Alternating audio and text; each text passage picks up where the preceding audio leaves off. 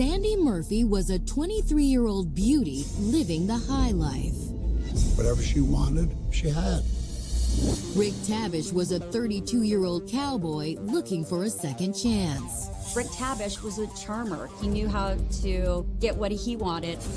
When these two sexy go-getters met under the hot lights of Las Vegas, it was lust at first sight. It's almost some inescapable conclusion that these two will be drawn together. But their intense bond would be torn apart by a jaw-dropping crime. Now, step behind the velvet rope for an insider's look at a twisted story of betrayal, bad blood, and buried treasure. And learn how obsession and greed led to one of Sin City's most notorious mysteries. It was absolutely a story that could only happen in Las Vegas. Sex, drugs, money, murder. It had everything.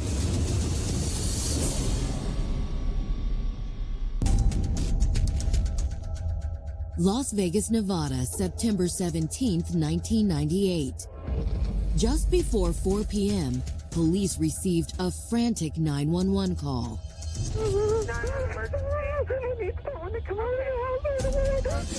Sandy Murphy had discovered her boyfriend Ted Binion unconscious in their Rancho Palomino home. First responders rushed to the address and attempted to administer CPR, but they were far too late to save him. He had the look that he'd been down quite a while, and when we checked him out, he was dead. And when detectives arrived on the scene, they immediately realized this would be more than just a run-of-the-mill investigation. Ted Binion was Las Vegas royalty, a wealthy 54-year-old gambling executive and one of the heirs to the famous Binion's Horseshoe Casino. Ted came from a famous family. They pretty much built Las Vegas. But what was the cause of death? He had a bottle of Xanax, an empty bottle right next to him. In the bathroom was tar heroin, wrappers, and a cigarette lighter. It's obvious when anybody walked in that the cause of death was drug overdose. It looked like a lifetime of hard living had finally caught up with Ted Binion.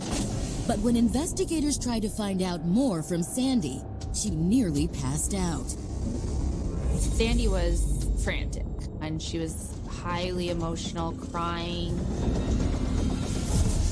Las Vegas police were no strangers to tragic drug deaths, but many couldn't help but wonder, what could have driven a man with money and power to risk his life in such a reckless way?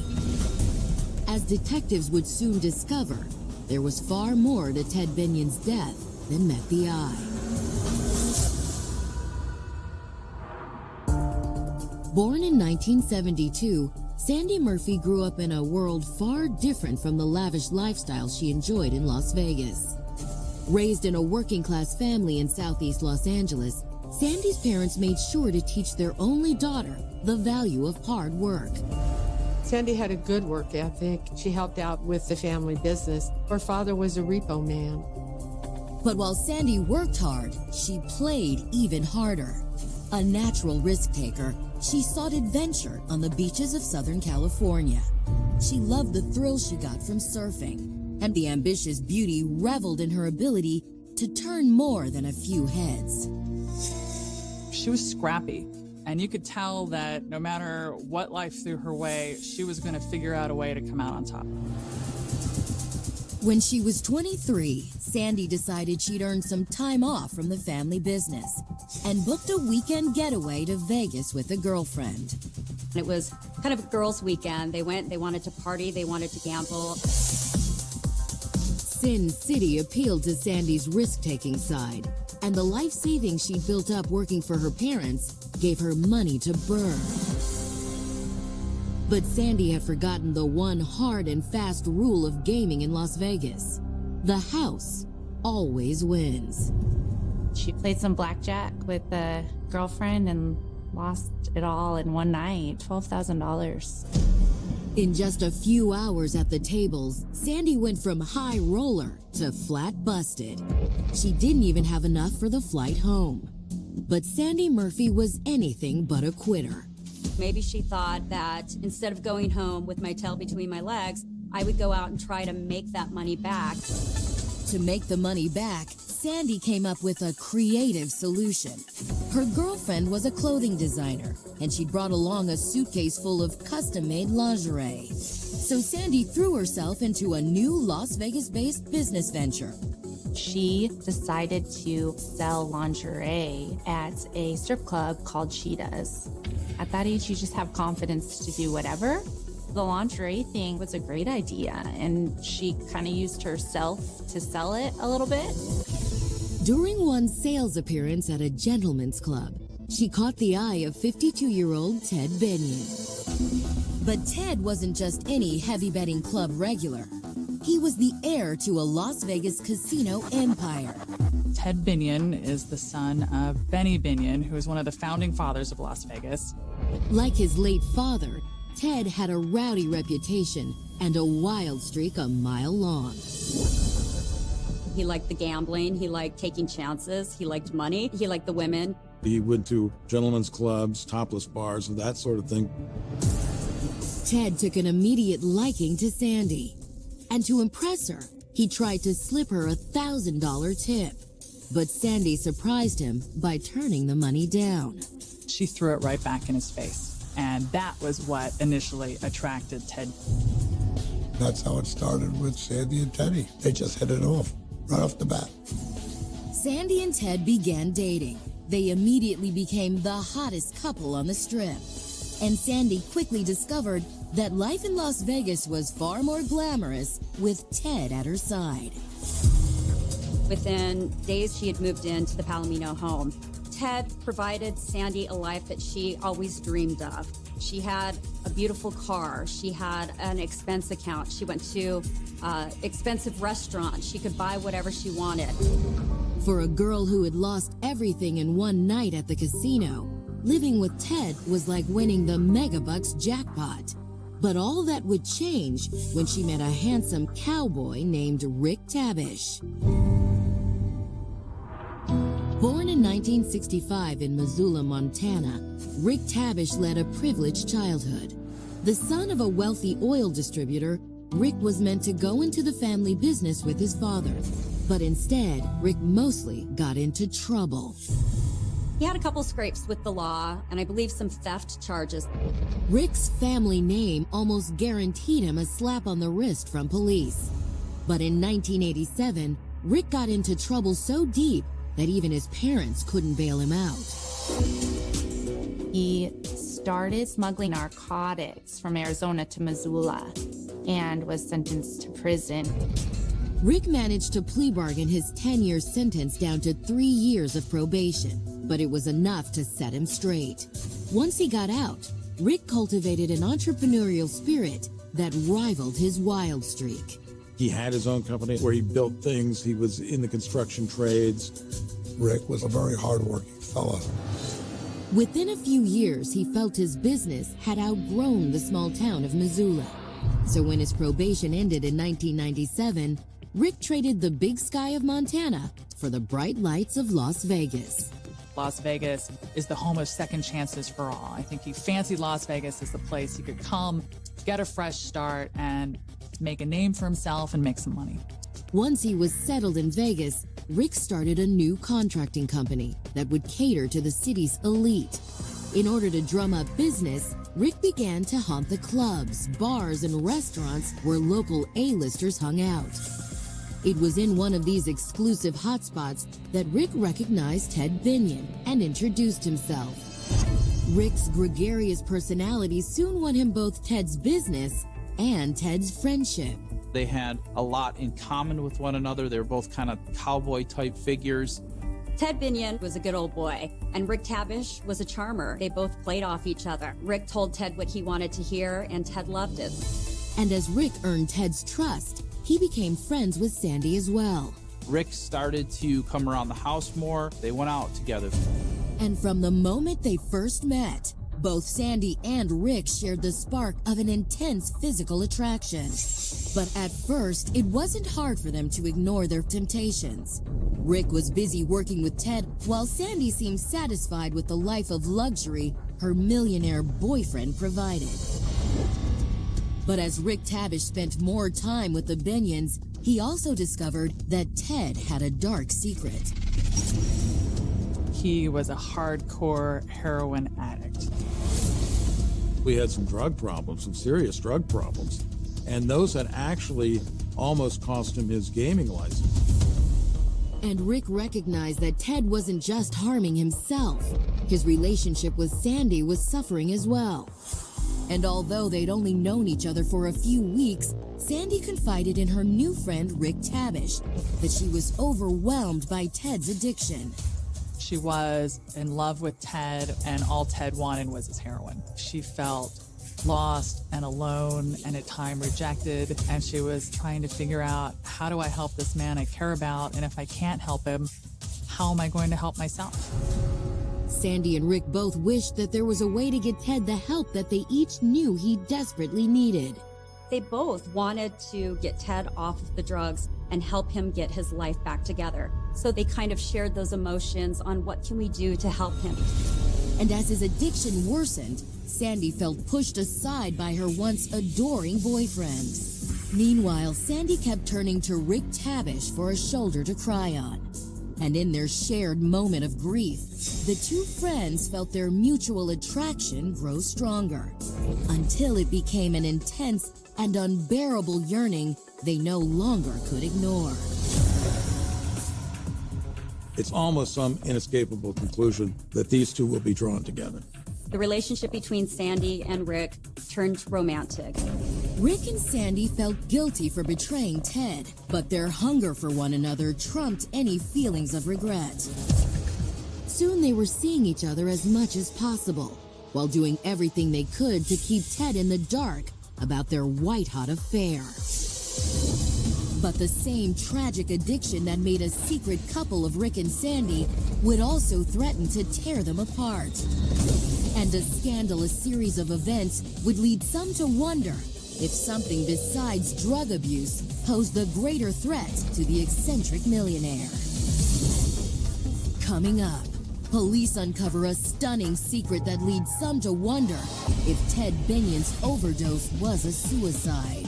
It was big news here in Las Vegas. It was very hard for him to deal with. But a late-night disturbance in the desert cast the tragedy in a more criminal light. Deputies asked what's in the trucks. There was 43,000 pounds of silver.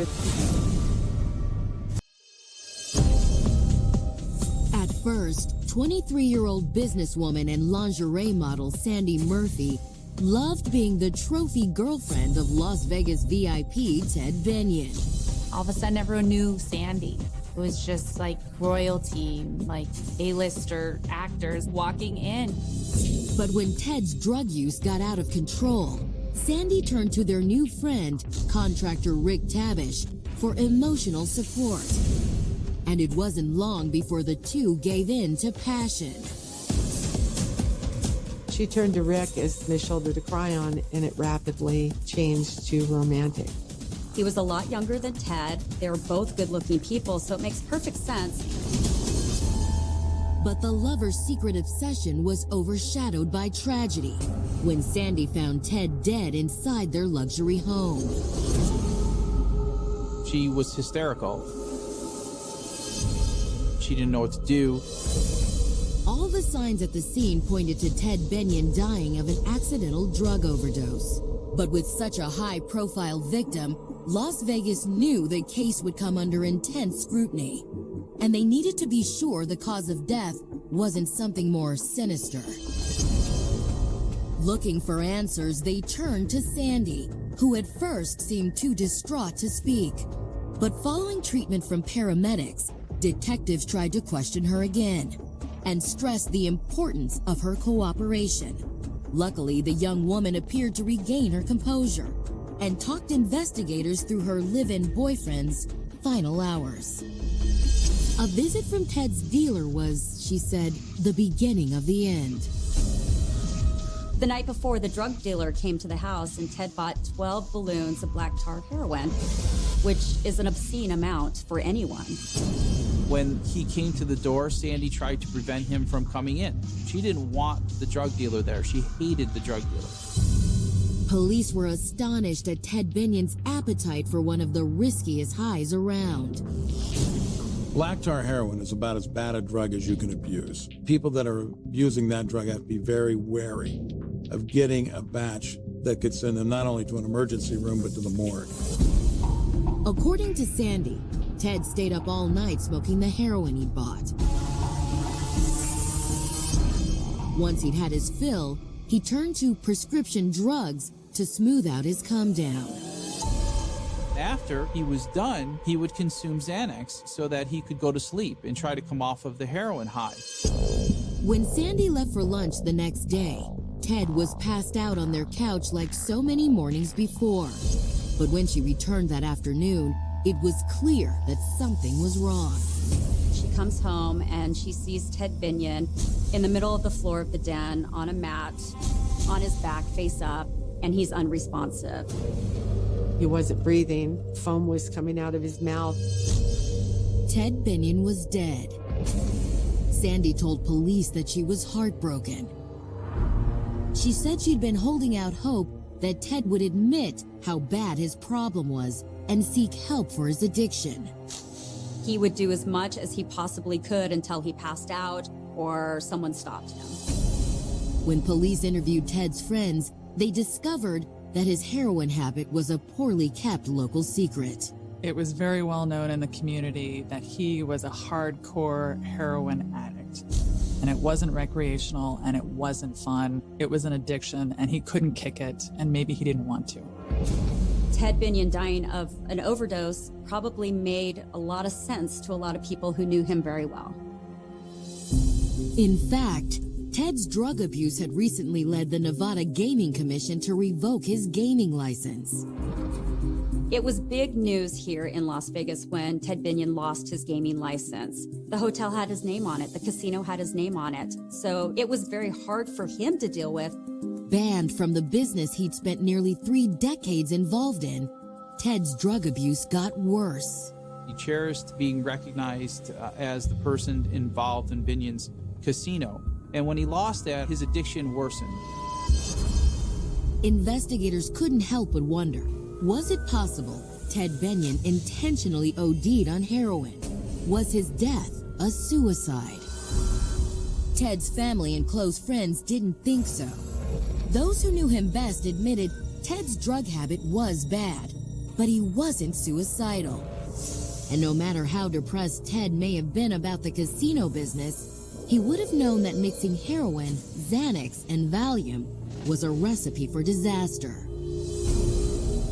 That sentiment seemed to be confirmed when Ted's autopsy results returned. It was enough for officials to rule that Ted Binion's death had been an accidental overdose. The medical examiner determined that Ted had both heroin and Xanax in his system. And the medical examiner believed it was enough to kill him. That was consistent with the original findings of the responders at the scene. It was consistent with the report by the toxicology. Nothing suggestive of any type of criminal wrongdoing. But just as Las Vegas police were closing the case, there was a bizarre new development. On the night of September 18th, locals in Pahrump, Nevada, noticed some unusual activity. There was some ruckus going on in the desert in Pahrump. Someone was digging out there with a huge piece of equipment.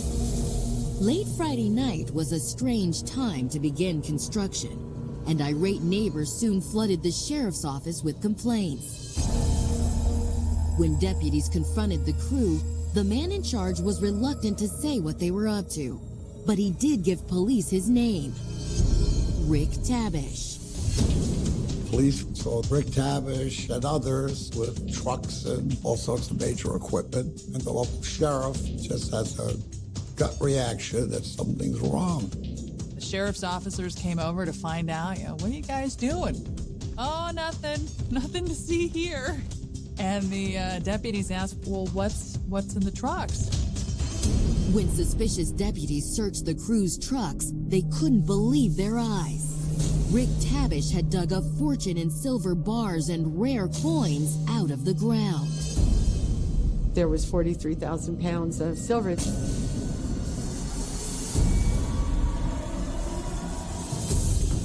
Coming up, investigators discovered the truth behind the buried treasure, Ted Binion owned millions of dollars worth of silver, leading them to believe Ted Binion's death wasn't an accident after all.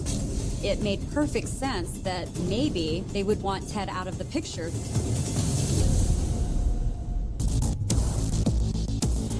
Ted Binion's hardcore drug addiction had pushed his girlfriend Sandy Murphy into the arms of his close friend, a rugged and ambitious contractor named Rick Tabish. Sandy was going through so much that she really relied on Rick, and it just developed into love. But their illicit affair had been turned upside down when Sandy found Ted dead from an overdose of illegal drugs. Black tar heroin is about as bad a drug as you can abuse. And a few days later, Sandy's relationship troubles had continued when sheriff's deputies caught Rick trying to liberate a cache of buried treasure in the desert.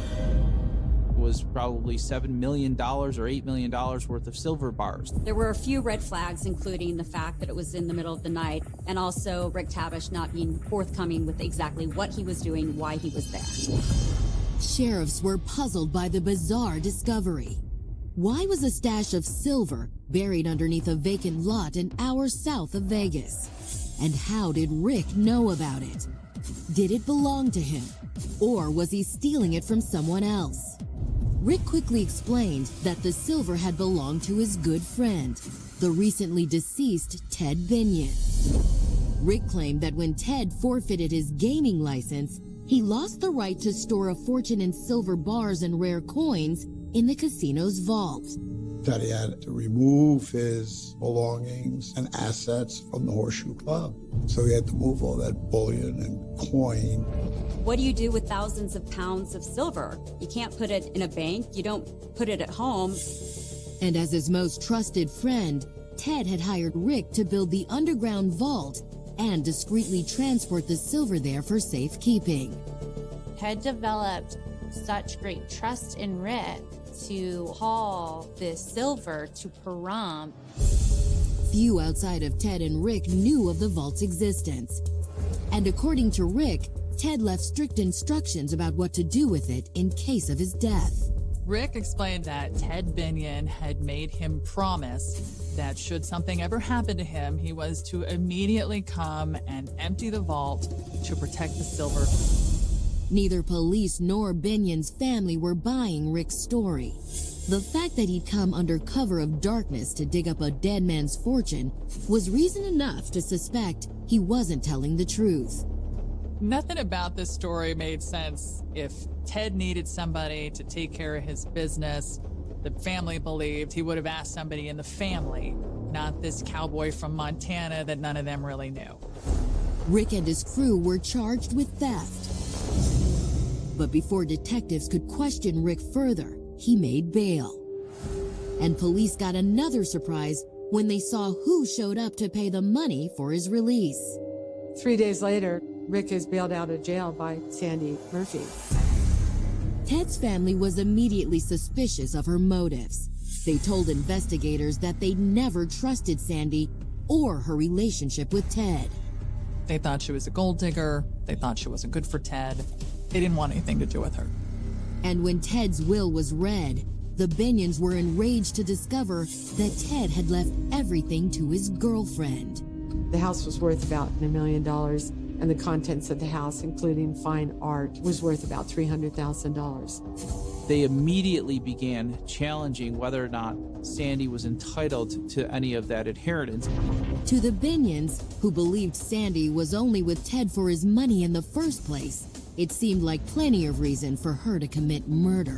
The Binion family began to suspect that foul play had actually occurred. But while detectives agreed that the silver theft looked suspicious, there was no evidence either Sandy or Rick had anything to do with Ted's death. Ted Binion bought the drugs. She wasn't even with him half the time. Ted's family didn't see it that way. They were convinced that Sandy knew more than she was telling police. And led by Ted's sister Becky, the Binion family decided to hire their own investigator to prove it. They wanted to figure out what was going on. They had the resources to do it. They went ahead and did it. Becky hired a private investigator and started the digging. The Binion's private detective went back over the evidence, hoping to convince Las Vegas police it was a homicide. And in order to do that, he first wanted to establish that Sandy and Rick's affair gave them reason to kill her boyfriend. The affair was a key thing, a love triangle, a motive for murder. He traced Sandy's credit card expenses and found that she and Rick hadn't been quite as discreet as they thought. The two of them had gone away for the weekend to a hotel in California and had a very romantic weekend together.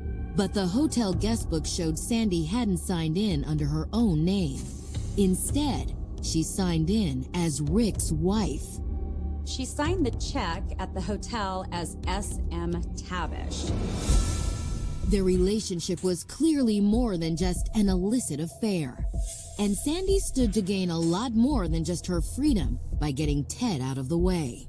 It made perfect sense that maybe they would want Ted out of the picture so they could still have his money, but they didn't have to worry about him. The PI's suspicions were raised further when he talked to Ted's housekeeper, who revealed that Sandy had asked her to take the day off on the morning Ted had died. And Sandy's manicurist recalled a suspicious conversation the two women had 3 weeks before Ted's death. Sandy had come to see her and that they had gotten into some chit-chat while she was doing Sandy's nails. And Sandy had predicted that Ted might be dead any day now based on his heroin use. He's going to overdose, he's going to kill himself, and she was very adamant at saying that this is going to happen. Sandy's prediction of Ted's overdose certainly raised red flags, as did a conversation the Binion's investigator discovered between Rick Tavish and one of his longtime friends prior to Ted's death. Rick had gone to him to say, how do I get rid of somebody? How do I get rid of a casino boss asking for advice? It was damning circumstantial evidence. But was it true?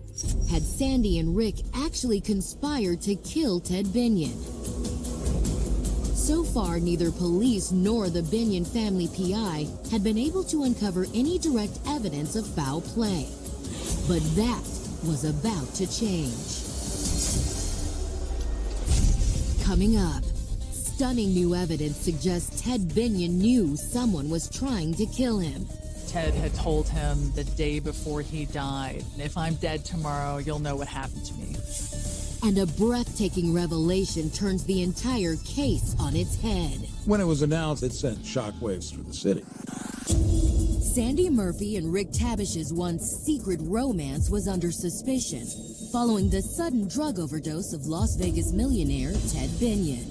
Up until this point, the coroner believed the overdose had been accidental. But Ted Binion's family strongly believed otherwise. The Binion family is convinced early on that Ted was murdered. The family believes that Sandy Murphy and Rick Tavish killed Ted Binion, and they got away with it. A private investigator also uncovered credit card records of lavish spending that suggested Sandy and Rick could have had a financial motive to murder Ted. Along with strange and suspicious statements the cheating couple had made to several friends and business associates in the days before Ted died, all of which persuaded the coroner's office to reevaluate Ted's cause of death. And when re-examining the toxicology report while looking for signs of foul play, one suspicious detail stood out. There was some residue in his stomach, and they said that he had ingested some of the drugs. Ted's method of smoking heroin would have left very little trace of the drug in his stomach. So it appeared the fatal cocktail of heroin and Xanax had gotten into Ted's system some other way. You can accidentally take something that's going to kill you, or someone could put it in your system, whether it's mixed in a drink or injected into you. It was a detail that had gone unnoticed when authorities assumed Ted's overdose had been accidental. But the unusual toxicology findings were enough for Las Vegas law enforcement to reconsider whether Ted's overdose had been an accident after all. When the coroner came out and announced that they were changing their opinion and that Ted Binion had been murdered. When it was announced that this was a homicide as opposed to a natural death, it did send shockwaves through the city. Now, police turned their full attention to the two with the most to gain from Ted Binion's death. So police start investigating the relationship between Rick Tabish and Sandy Murphy. But while detectives were investigating the lovers, Rick and Sandy acted as if they didn't have a care in the world. With their relationship now public, the pair were openly living together. They didn't try to hide anything, and guilty people don't live their lives in open. They try to hide things, so it seemed like nothing was wrong. But investigators believed otherwise. An examination of Ted's bank statements and credit card bills revealed that Ted Binion had been unknowingly bankrolling Sandy and Rick's illicit affair. They went down to the beach and stayed at a ritzy hotel. Ted basically was paying for the trips because he gave her credit cards. They are young, they're in love, and they don't have to pay for anything, and the sky is the limit. That had to be amazing for them, and it probably just added to the level of attraction that was going on between them. Ted's friends told police that Ted may have been in the dark about the affair, but in the weeks leading up to his death, he began to suspect something was going on with his girlfriend. He was on the verge of having private detectives start to follow her because he was getting suspicious. If Ted had found proof of the affair, Rick and Sandy's free ride would have ended. It seemed to investigators that as far as Rick and Sandy were concerned, Ted Binion was worth more to them dead than alive.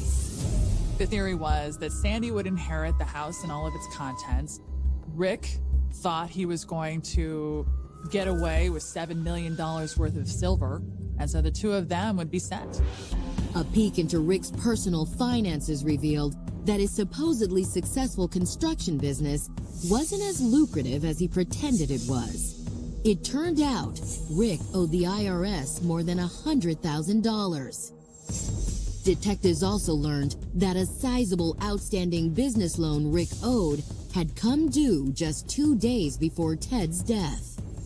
There was evidence that Rick Tabish may have been financially destitute and that he needed money, and he needed to get it fast. Rick and Sandy seemed to have all the motive in the world to kill Ted Binion, but the evidence was circumstantial at best. What police needed was proof of a conspiracy to commit murder.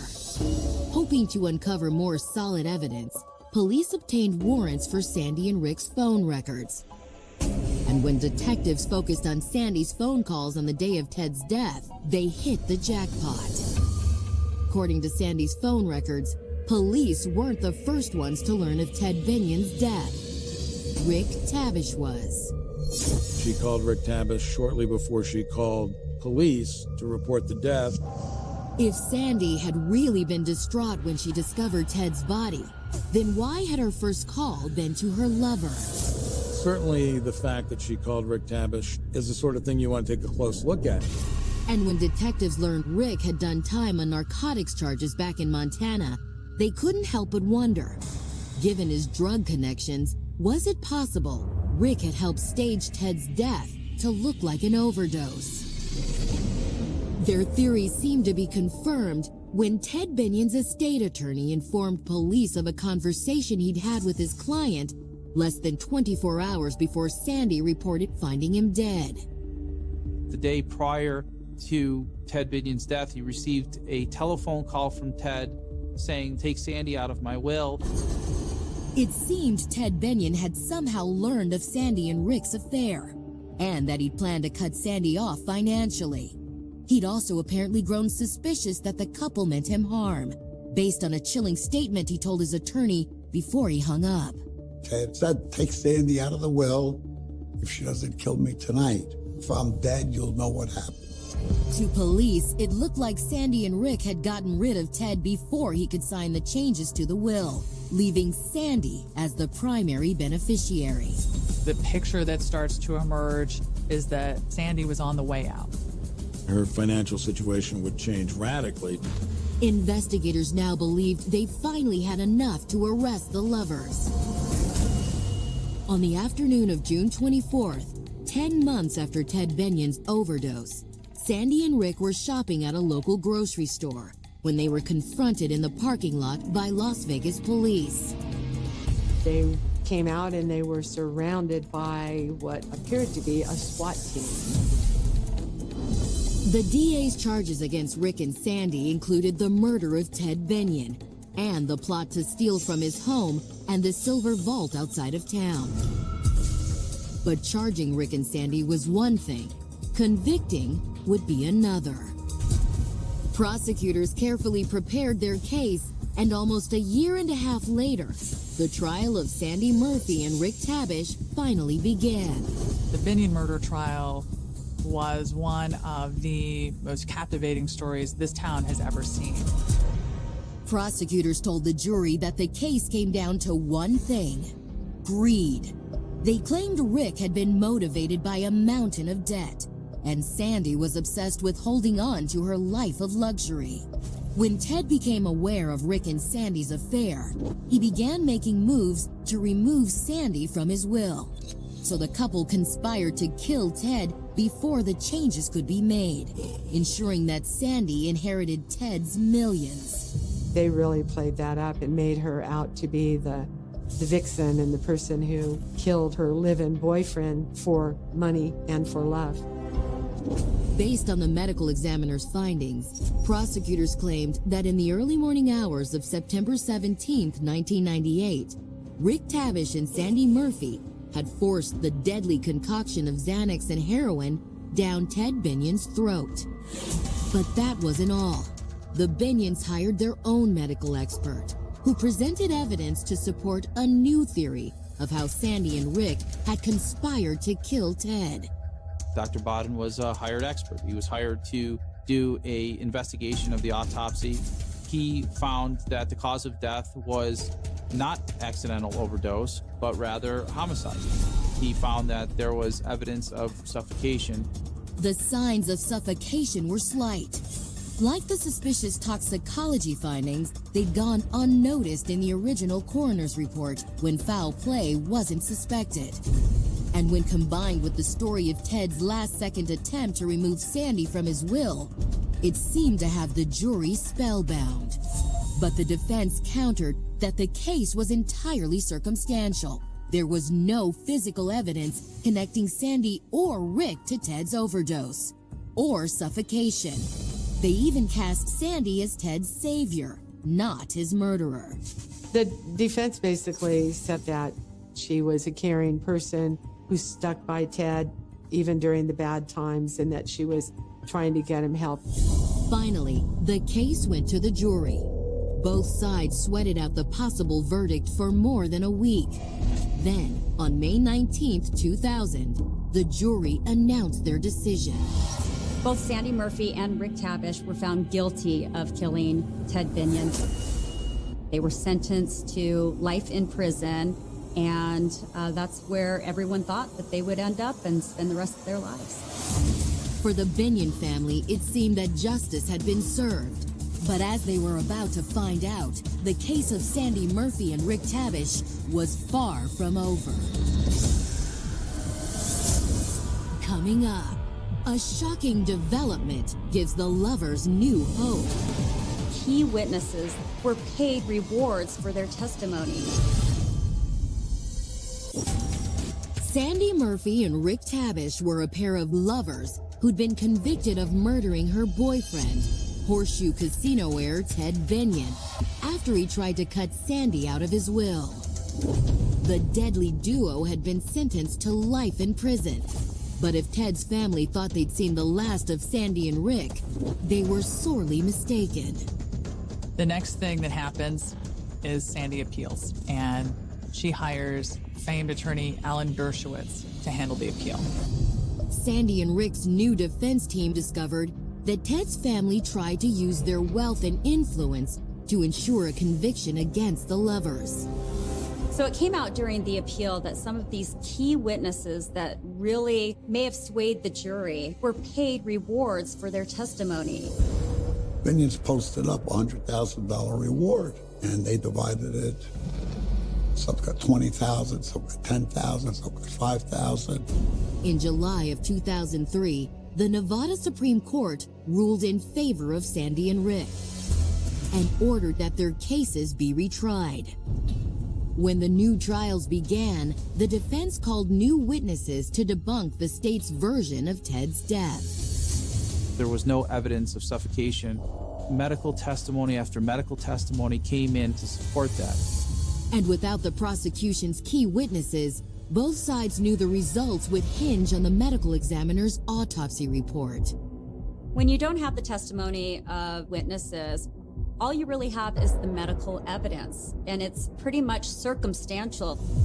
The defense argued that the report proved there was no medical basis to conclude cause of death was anything other than an accidental drug overdose. Combined with proof of witness tampering, it seemed there might be enough reasonable doubt to overturn Rick and Sandy's convictions. I think the fact that the jury heard that the estate of Ted Binion was paying individuals in exchange for their testimony was incredibly devastating to their case.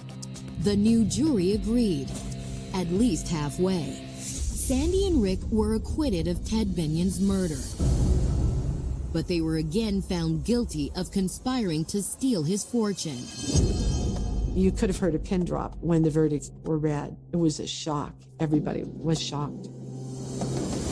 More than 6 years after Ted Binion had been discovered dead in his mansion, the final verdict was in. To some, it seemed like the lovers had gotten away with murder. But to others, it was vindication for two young people who'd almost been railroaded into spending the rest of their lives in prison for a crime they didn't commit. I have no idea whether Rick Tavish and Sandra Murphy were guilty in connection with the death of Ted Binion, but rarely have I seen two individuals who took steps, possibly inadvertently, that made them look guilty.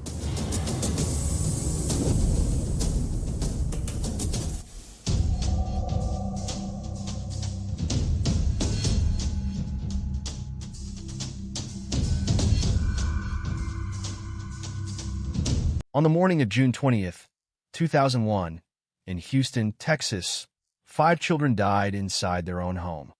Their names were Noah Jacob Yates, 7 years old, John Samuel Yates, 5, Paul Abraham Yates, 3, Luke David Yates, 2, and Mary Deborah Yates, only 6 months old.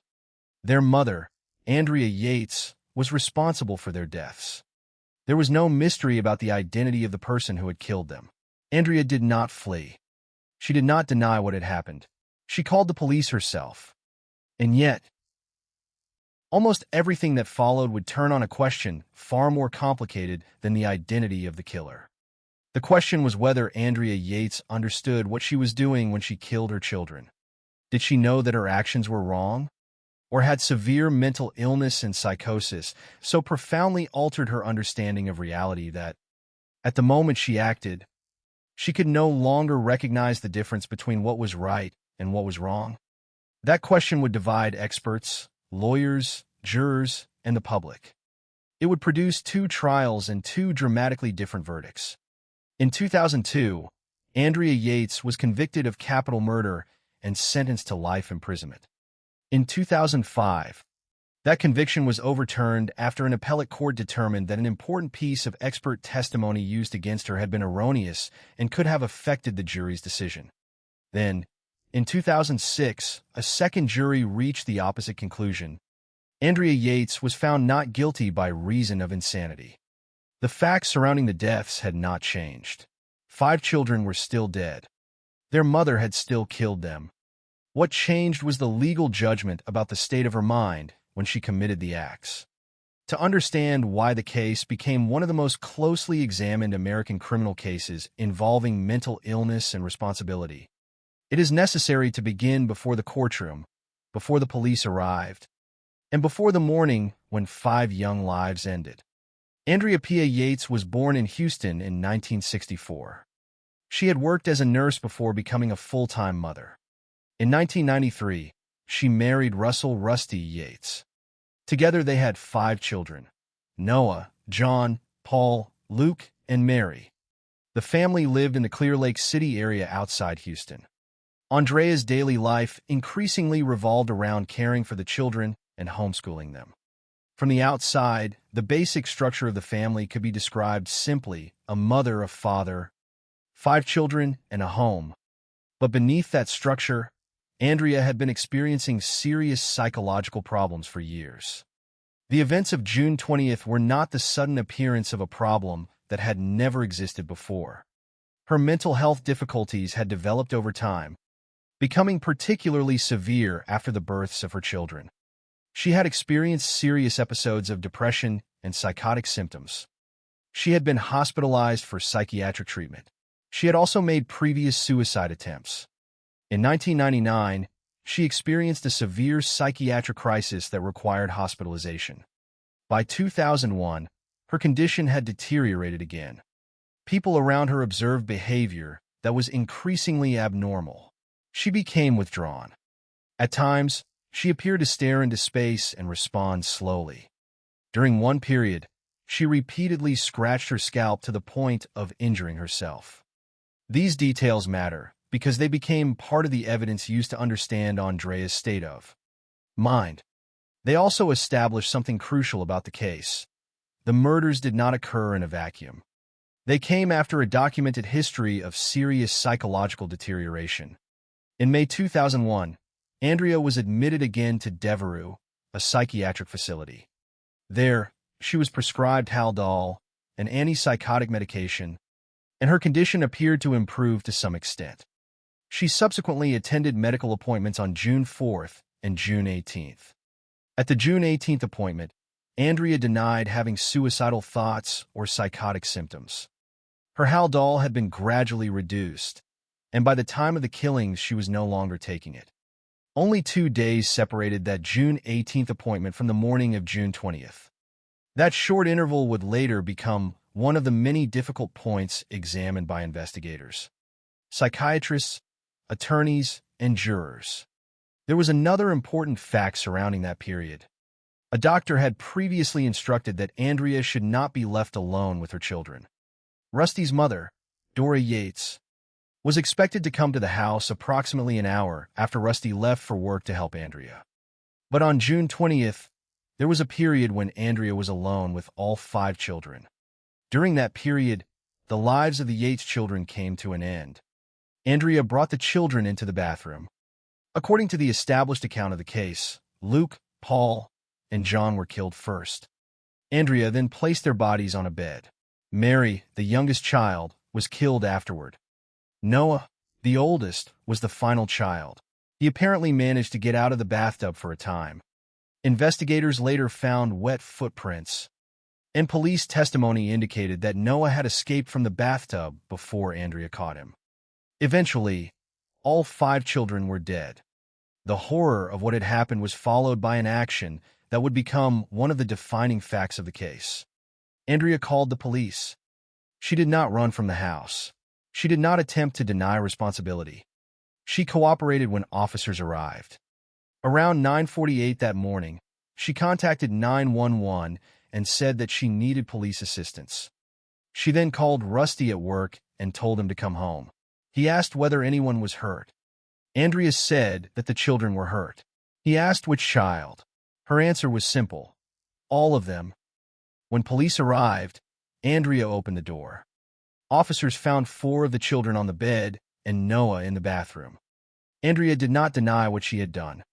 At that point, the fundamental question facing investigators was no longer who had committed the killings. That question had an answer. The question was why. Andrea's explanation did not resemble an ordinary motive for murder. There was no account centered on money, revenge, or a conventional family dispute.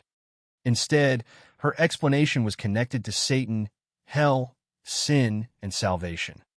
According to the evidence presented in court, Andrea believed that she was a bad mother and that her children were at risk of going to hell. Within the reality created by her mental illness, she believed that killing her children could prevent them from becoming sinful and suffering that fate. Whether she truly believed these things, and what those beliefs meant for her ability to understand right and wrong, would become the central battle of the case. The tragedy was therefore no longer only a story about 5 children who had died at the hands of their mother. It became a story about the human mind, about psychosis and responsibility, and about the difficult boundary between committing an act and being legally responsible for that act. The children could not speak for themselves. The courtroom would later be filled with experts attempting to explain the mind of the woman who had killed them. Some would say that Andrea's illness had destroyed her ability to understand that her actions were wrong. Another crucial expert would argue that she remained capable of knowing right from wrong despite her psychosis. Between those opposing interpretations stood the 5 children and the irreversible fact of their deaths. And before the case reached its first trial, before the verdicts and the appeals, there was one more question investigators and doctors would have to confront. How had Andrea Yates reached the point where a mother who had already experienced repeated psychiatric crises came to believe that killing her own children was an act of salvation?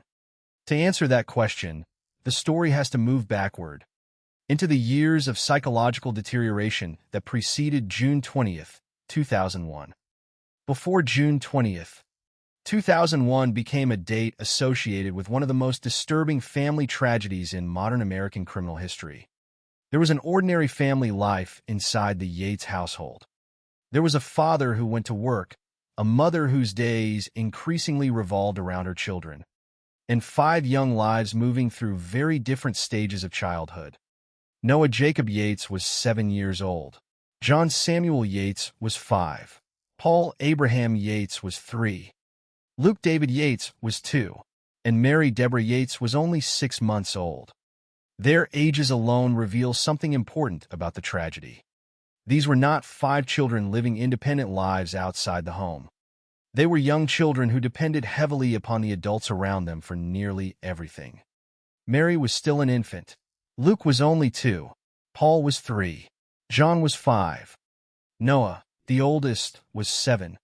The difference between 7 years old and 6 months is enormous. Yet all 5 children were connected by the same household and the same family. Their mother was Andrea Pia Yates, born in Houston in 1964. Before becoming a full-time mother, Andrea had worked as a nurse. In 1993, she married Russell Rusty Yates. Together, they eventually had 5 children. The family lived in the Clear Lake City area outside Houston. Andrea's life increasingly centered on caring for the children and homeschooling them. But beneath the outward structure of family life, Andrea was experiencing psychological difficulties that had become increasingly serious. This history is essential because the events of June 20th cannot accurately be understood as an isolated moment. Andrea's mental health problems had existed for years. They had become particularly severe after the births of her children. And over time, she experienced serious episodes of depression, as well as psychotic symptoms. She required psychiatric hospitalization and had previously made suicide attempts. The family therefore had a history of recognizing that Andrea was not simply experiencing ordinary sadness or the ordinary pressures of raising children. Her condition had reached a level that required professional treatment. In 1999, she experienced a particularly serious psychiatric crisis and was hospitalized. The crisis was not something that could simply be dismissed as a difficult period in a busy household.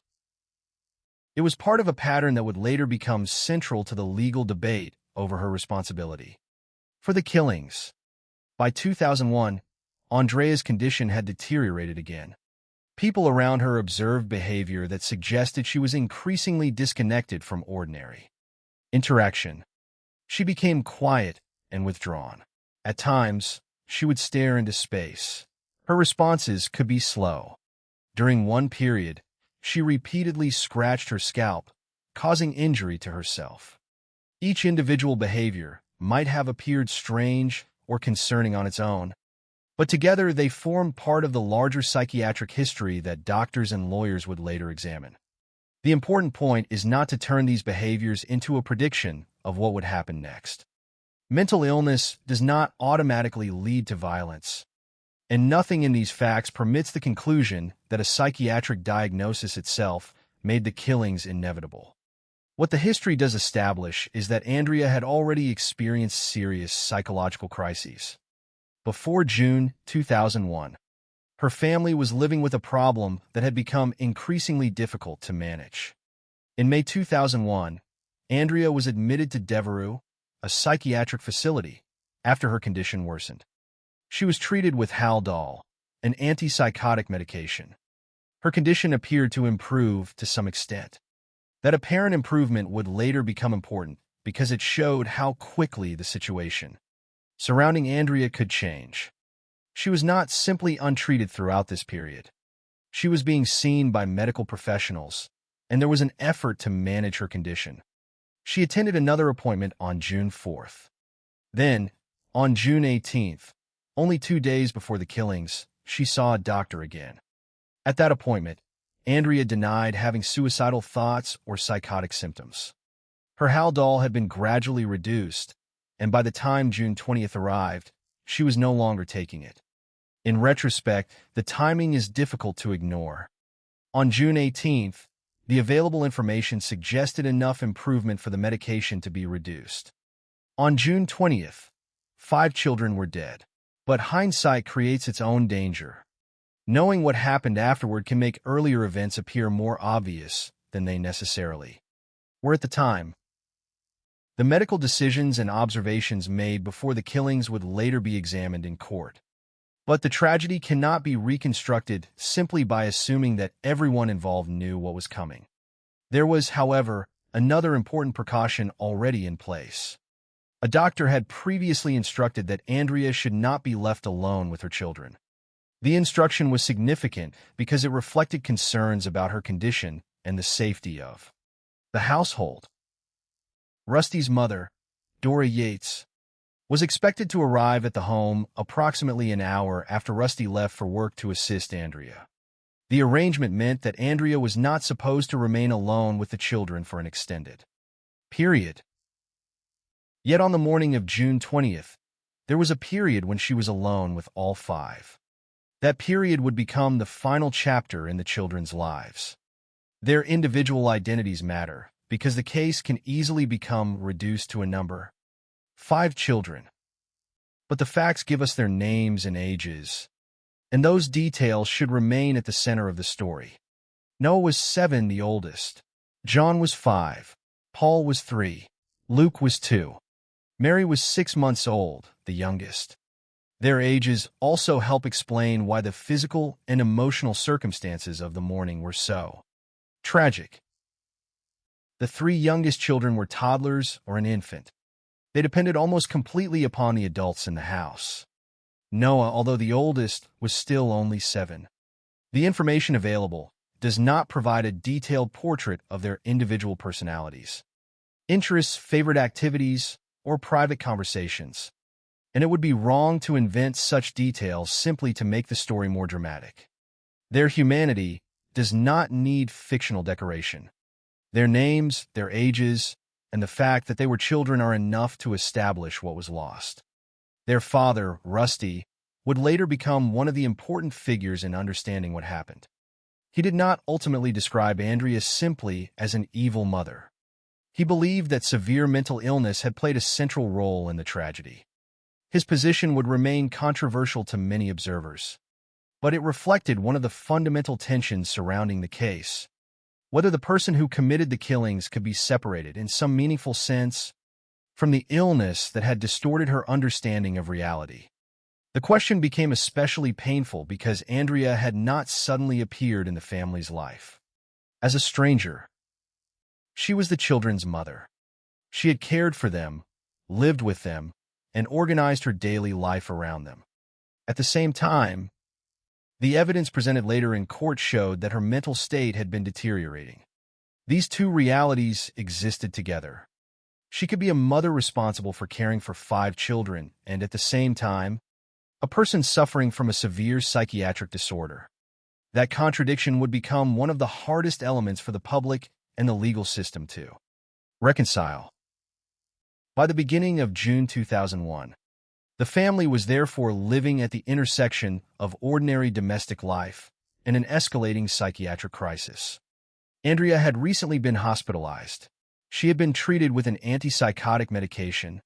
Her condition had appeared to improve. She had continued medical appointments. She had denied suicidal and psychotic symptoms at the June 18th appointment. Yet a doctor had also previously determined that she should not be left alone with her children. The family had safeguards, but those safeguards did not prevent what happened. On the morning of June 20th, Rusty left for work. Andrea remained at home with Noah, John, Paul, Luke, and Mary. Dora was expected to arrive later. It was a small window of time in an ordinary family schedule. No one could know that it would become the dividing line between the family's life before the tragedy and everything that came afterward. What happened next would take only a limited period of time, but its consequences would extend through 2 trials, an appeal, years of psychiatric confinement, and an enduring debate over mental illness and criminal responsibility. To understand the case, however, the next step must be approached carefully. The central facts are established, but the horror of the incident should never obscure the children themselves. Noah, John, Paul, Luke, and Mary were not symbols in a legal argument. They were 5 young children whose lives ended on June 20th, 2001. The courtroom would eventually focus on Andrea's mind, but the story must first remember what brought everyone into that courtroom in the first place. 5 children who should have left that house alive that morning, and a family whose ordinary life ended with them. June 20th, 2001 began as another morning in the Yates household. But within a short period of time, it would become the date that defined the family forever. Russell Rusty Yates left home for work, leaving Andrea with their 5 children. 7-year-old Noah, 5-year-old John, 3-year-old Paul, 2-year-old Luke, and 6-month-old Mary. Andrea was not supposed to be left alone with the children. A doctor had previously instructed that she should not be alone with them, and Rusty's mother, Dora Yates, was expected to arrive approximately an hour after Rusty left to provide assistance. That arrangement is important because it shows that concerns about Andrea's condition already existed before the killings. The family was not unaware that she had been struggling. She had experienced serious psychiatric problems, had previously required hospitalization, and had recently been treated with Haldol after another deterioration in her condition. Only 2 days earlier, on June 18th, she had seen a doctor and denied suicidal thoughts and psychotic symptoms. Her medication had been gradually reduced, and she was no longer taking Haldol when the morning of June 20th arrived. None of those facts, however, could reveal what was about to happen inside the house. At some point after Rusty left, Andrea brought the children into the bathroom. What followed was not an attack by an unknown person, nor a sudden confrontation between strangers.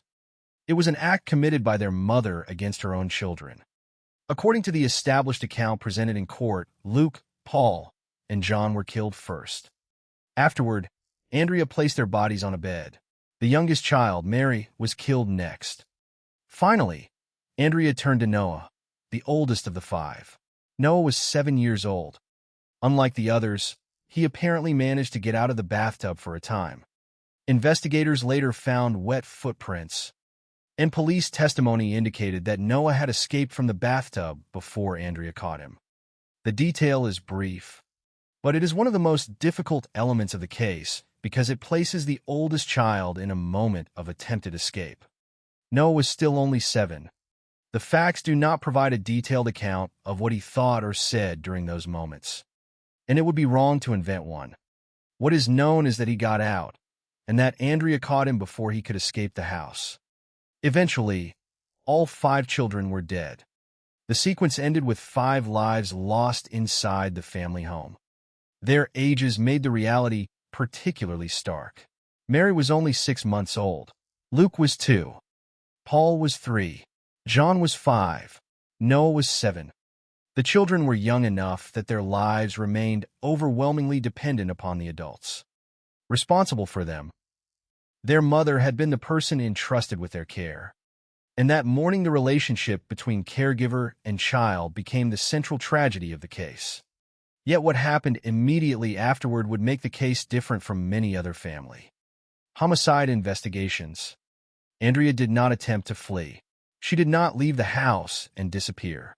She did not deny what she had done when the authorities arrived. Instead, she called the police. At approximately 9:48 in the morning, Andrea contacted 911 and said that she needed police assistance. The available account does not portray the call as an attempt to escape responsibility. Rather, it became the beginning of the authorities' direct contact with what had happened. After calling 911, Andrea contacted Rusty at his workplace and asked him to come home. He did not initially know the full extent of what had occurred. He asked whether anyone was hurt. Andrea told him that the children were hurt. Rusty then asked which child. Andrea's response was devastating in its simplicity. All of them. Those 2 words would later become part of the documented account of the morning. They marked the moment when the scale of the tragedy became clear to the children's father. The call also represented the first indication that the person responsible for the deaths was not going to offer a conventional explanation. There was no attempt to blame an intruder or an unknown attacker. Andrea's behavior after the killings would instead become part of the later debate about her mental state. What did she understand about what she had done? Why did she contact the police? What did she believe had happened to her children? And most importantly, what was happening inside her mind when she decided to kill them? Those questions could not be answered simply by looking at the physical evidence. The identity of the killer was already known. The investigation therefore moved almost immediately toward the issue of motive and mental condition. When police officers arrived at the house, Andrea opened the door. She did not resist them. She did not attempt to run away. She cooperated with the officers. Inside the house, the scene confirmed what she had described. 4 of the children were found on the bed. Noah was found in the bathroom. The officers were confronted with the deaths of 5 children and a mother who remained at the scene. The immediate investigative question was no longer, who did this? Andrea's presence and conduct made that question largely unnecessary. The more difficult question was why. Andrea's explanation would not resemble the motives normally associated with a multiple homicide. According to the evidence later presented in court, she spoke about Satan, hell, sin, and salvation. She believed that she was a bad mother. She believed her children were at risk of going to hell. Within the reality of her disturbed mental state, she believed that killing them could prevent them from becoming sinful and suffering that fate. This belief became one of the most important pieces of evidence in the entire case. To an outside observer, killing one's children could only appear to be an act of destruction. But the legal system had to determine what the act meant to Andrea at the moment she committed it. If she genuinely believed that she was preventing her children from going to hell, did that belief demonstrate that she was acting under severe psychosis? Or did she still understand that killing the children was morally and legally wrong? Despite those beliefs, the distinction would become the central issue at trial. Her actions after the killings would also become part of that debate. She had placed the bodies on the bed. She had called the police. She had contacted Rusty. She had remained at the house. Prosecutors would later point to aspects of her behavior as evidence that she understood the wrongfulness of her actions. Defense experts would interpret the broader history differently, arguing that her severe psychiatric illness had prevented her from understanding right and wrong in the legal sense. But before experts and attorneys could argue over those questions, investigators first had to reconstruct the morning. The physical circumstances established a basic sequence. Rusty left for work. Andrea remained with the children. The children were taken into the bathroom. Luke, Paul, and John were killed. Their bodies were placed on the bed. Mary was killed. Noah escaped the bathtub temporarily, but was caught. All 5 children died. Andrea called 911, and police arrived to find her still at home. The facts were horrifying, but they were also unusually direct. There was no unidentified perpetrator to search for, no stranger whose movements had to be traced, and no question of whether Andrea had been present. Instead, the investigation immediately became a search for meaning. Investigators had to understand not only what Andrea had done, but what she believed she was doing. That distinction would eventually determine the course of the case. The tragedy also exposed the fragility of the safeguards that had existed around the family. Andrea had been hospitalized only weeks earlier. She had been prescribed an antipsychotic medication. A doctor had instructed that she should not be alone with her children. Her mother-in-law was expected to arrive later that morning. Yet the sequence of events still unfolded. It would be easy, with the knowledge of hindsight, to treat every warning sign as though it had pointed inevitably toward June 20th. But the supplied facts do not establish such inevitability. They establish something more complicated: a woman with a serious psychiatric history, a family attempting to manage that condition, medical treatment that appeared at one point to improve her condition, and a tragedy that occurred despite those circumstances. By the time the police arrived, 5 children were dead, and Andrea Yates was in custody. The next stage of the case would not depend primarily on discovering a hidden killer. It would depend on understanding the woman standing before the investigators. Her statements about hell and salvation, her psychiatric history, her recent treatment, and her behavior after the killings would all become pieces of a much larger question.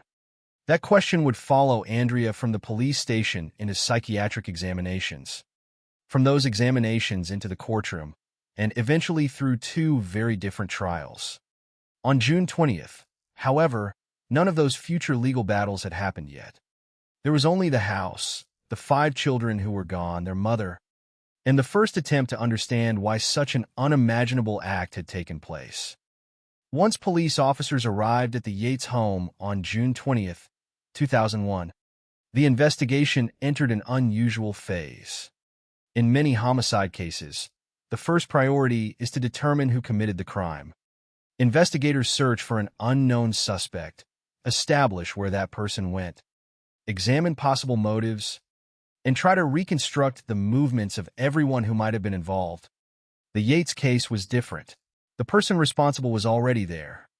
Andrea Yates had called the police herself. She opened the door when officers arrived. She did not resist, did not attempt to flee, and did not deny what had happened. The officers found 4 of the children on the bed and Noah in the bathroom. The basic identity of the perpetrator was therefore not a mystery. The investigation immediately moved toward a much more difficult question. Why had a mother killed her 5 children? That question could not be answered simply by examining the location where the children were found. The physical circumstances could establish what had happened, but they could not by themselves explain Andrea's state of mind. Investigators therefore had to look backward, beyond the morning of June 20th, into the months and years that had preceded it. Andrea had a documented history of serious mental health problems. She had experienced episodes of depression and psychotic symptoms. She had been hospitalized for psychiatric treatment. She had also made previous suicide attempts. In 1999, a severe psychiatric crisis had resulted in hospitalization. By 2001, her condition had again deteriorated. People around her had observed increasingly abnormal behavior. She had become withdrawn, sometimes staring into space and responding slowly. During one period, she repeatedly scratched her scalp and injured herself. These facts became important because they provided a context in which the killings could not simply be viewed as an isolated act without psychological history. Andrea had already been experiencing serious difficulties before the tragedy. In May 2001, she was admitted to Devereux, where she received psychiatric treatment. Doctors prescribed Haldol, an antipsychotic medication, and her condition appeared to improve to some extent. She subsequently attended appointments on June 4th and June 18th.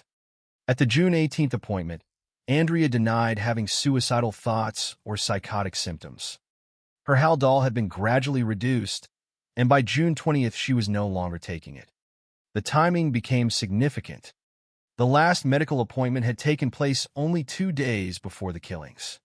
Yet the fact that Andrea had denied suicidal thoughts and psychotic symptoms on June 18th was also significant because it demonstrated the difficulty of evaluating her mental condition. Retrospectively, the investigation could not simply assume that what happened on June 20th had been visible in exactly the same form on June 18th.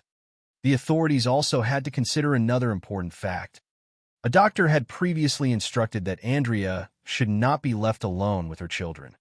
That instruction indicated that concerns about her condition had been serious enough to require a specific precaution. Rusty's mother, Dora Yates, was expected to arrive approximately an hour after Rusty left for work to help Andrea. The arrangement suggested that the family was attempting to provide support and prevent Andrea from being alone with the children for an extended period. Nevertheless, on the morning of June 20th, Andrea was alone with them during the period when the killings occurred. This became part of the broader context surrounding the tragedy. But the central investigative question remained Andrea's motive. When investigators examined her statements, they encountered something very different from the motives commonly associated with homicide. Andrea's explanation was connected to Satan, hell, sin, and salvation. According to the evidence later presented in court, she believed that she was a bad mother and that her children were at risk of going to hell. Within the reality created by her mental illness, she believed that killing them could prevent them from becoming sinful and suffering that fate. This was not a conventional explanation based on anger, revenge, financial gain, or an ordinary family conflict. It was rooted in a distorted belief system that became the foundation of the later psychiatric debate. The investigators, therefore, had to consider 2 levels of reality at the same time. On the factual level, Andrea had killed her children. On the psychological level, the question was what she believed about the act when she committed it. The distinction would eventually become the central issue in court. If Andrea genuinely believed that killing her children was necessary to save them from hell, that belief could be interpreted as evidence of severe psychosis. But the legal question was more precise. Did she know that what she was doing was wrong? A person can have unusual beliefs without necessarily being legally insane. The prosecution would eventually argue that Andrea's behavior demonstrated that she understood the wrongfulness of her actions despite her psychosis. The defense would argue that the severity of her illness had fundamentally impaired her ability to distinguish right from wrong under the applicable Texas standard. Investigators therefore examined not only what Andrea said, but also what she did before and after the killings. Her behavior after the deaths became particularly important. She had placed several of the children's bodies on the bed. She had called 911. She had contacted Rusty and told him that the children were hurt. When he asked which child, she answered, all of them. She remained at the house until police arrived. She opened the door for officers and cooperated with them. These actions could be interpreted in different ways. To prosecutors, certain aspects could suggest awareness that the killings were wrong. To the defense, the same actions existed within the broader context of a severe psychiatric disorder and did not necessarily demonstrate a rational understanding of right and wrong. The investigation, therefore, began to shift toward expert psychiatric evaluation. The central evidence would not be a hidden fingerprint or an unknown witness. Instead, it would be the history of Andrea's mental condition and the opinions of professionals attempting to reconstruct her state of mind at the precise moment she killed her children. That task was inherently difficult. The professionals were not examining Andrea at the exact moment of the killings. They were looking at her history, her statements, her behavior, her treatment, and the circumstances surrounding the deaths. Their conclusions would ultimately disagree. According to the evidence presented during the first trial, 10 psychiatrists and 2 psychologists testified about Andrea's condition. Many defense experts believe that she could not understand right from wrong under the applicable Texas legal standard at the time of the killings. Their conclusions relied upon the severity of her psychiatric history and the nature of her psychotic beliefs. The prosecution, however, had a crucial opposing expert, Dr. Park Dietz, a forensic psychiatrist. Dietz agreed that Andrea was psychotic, but he reached a different conclusion about her legal responsibility. He believed that despite her psychosis, Andrea knew that what she was doing was wrong. That distinction became the dividing line between the two sides. The prosecution did not need to prove that Andrea was mentally healthy. It needed to challenge the idea that her mental illness had eliminated her ability to understand the wrongfulness of her actions. Dietz's testimony, therefore, became extremely important. The prosecution also pointed to Andrea's conduct after the killings as part of its argument that she understood the nature of what she had done.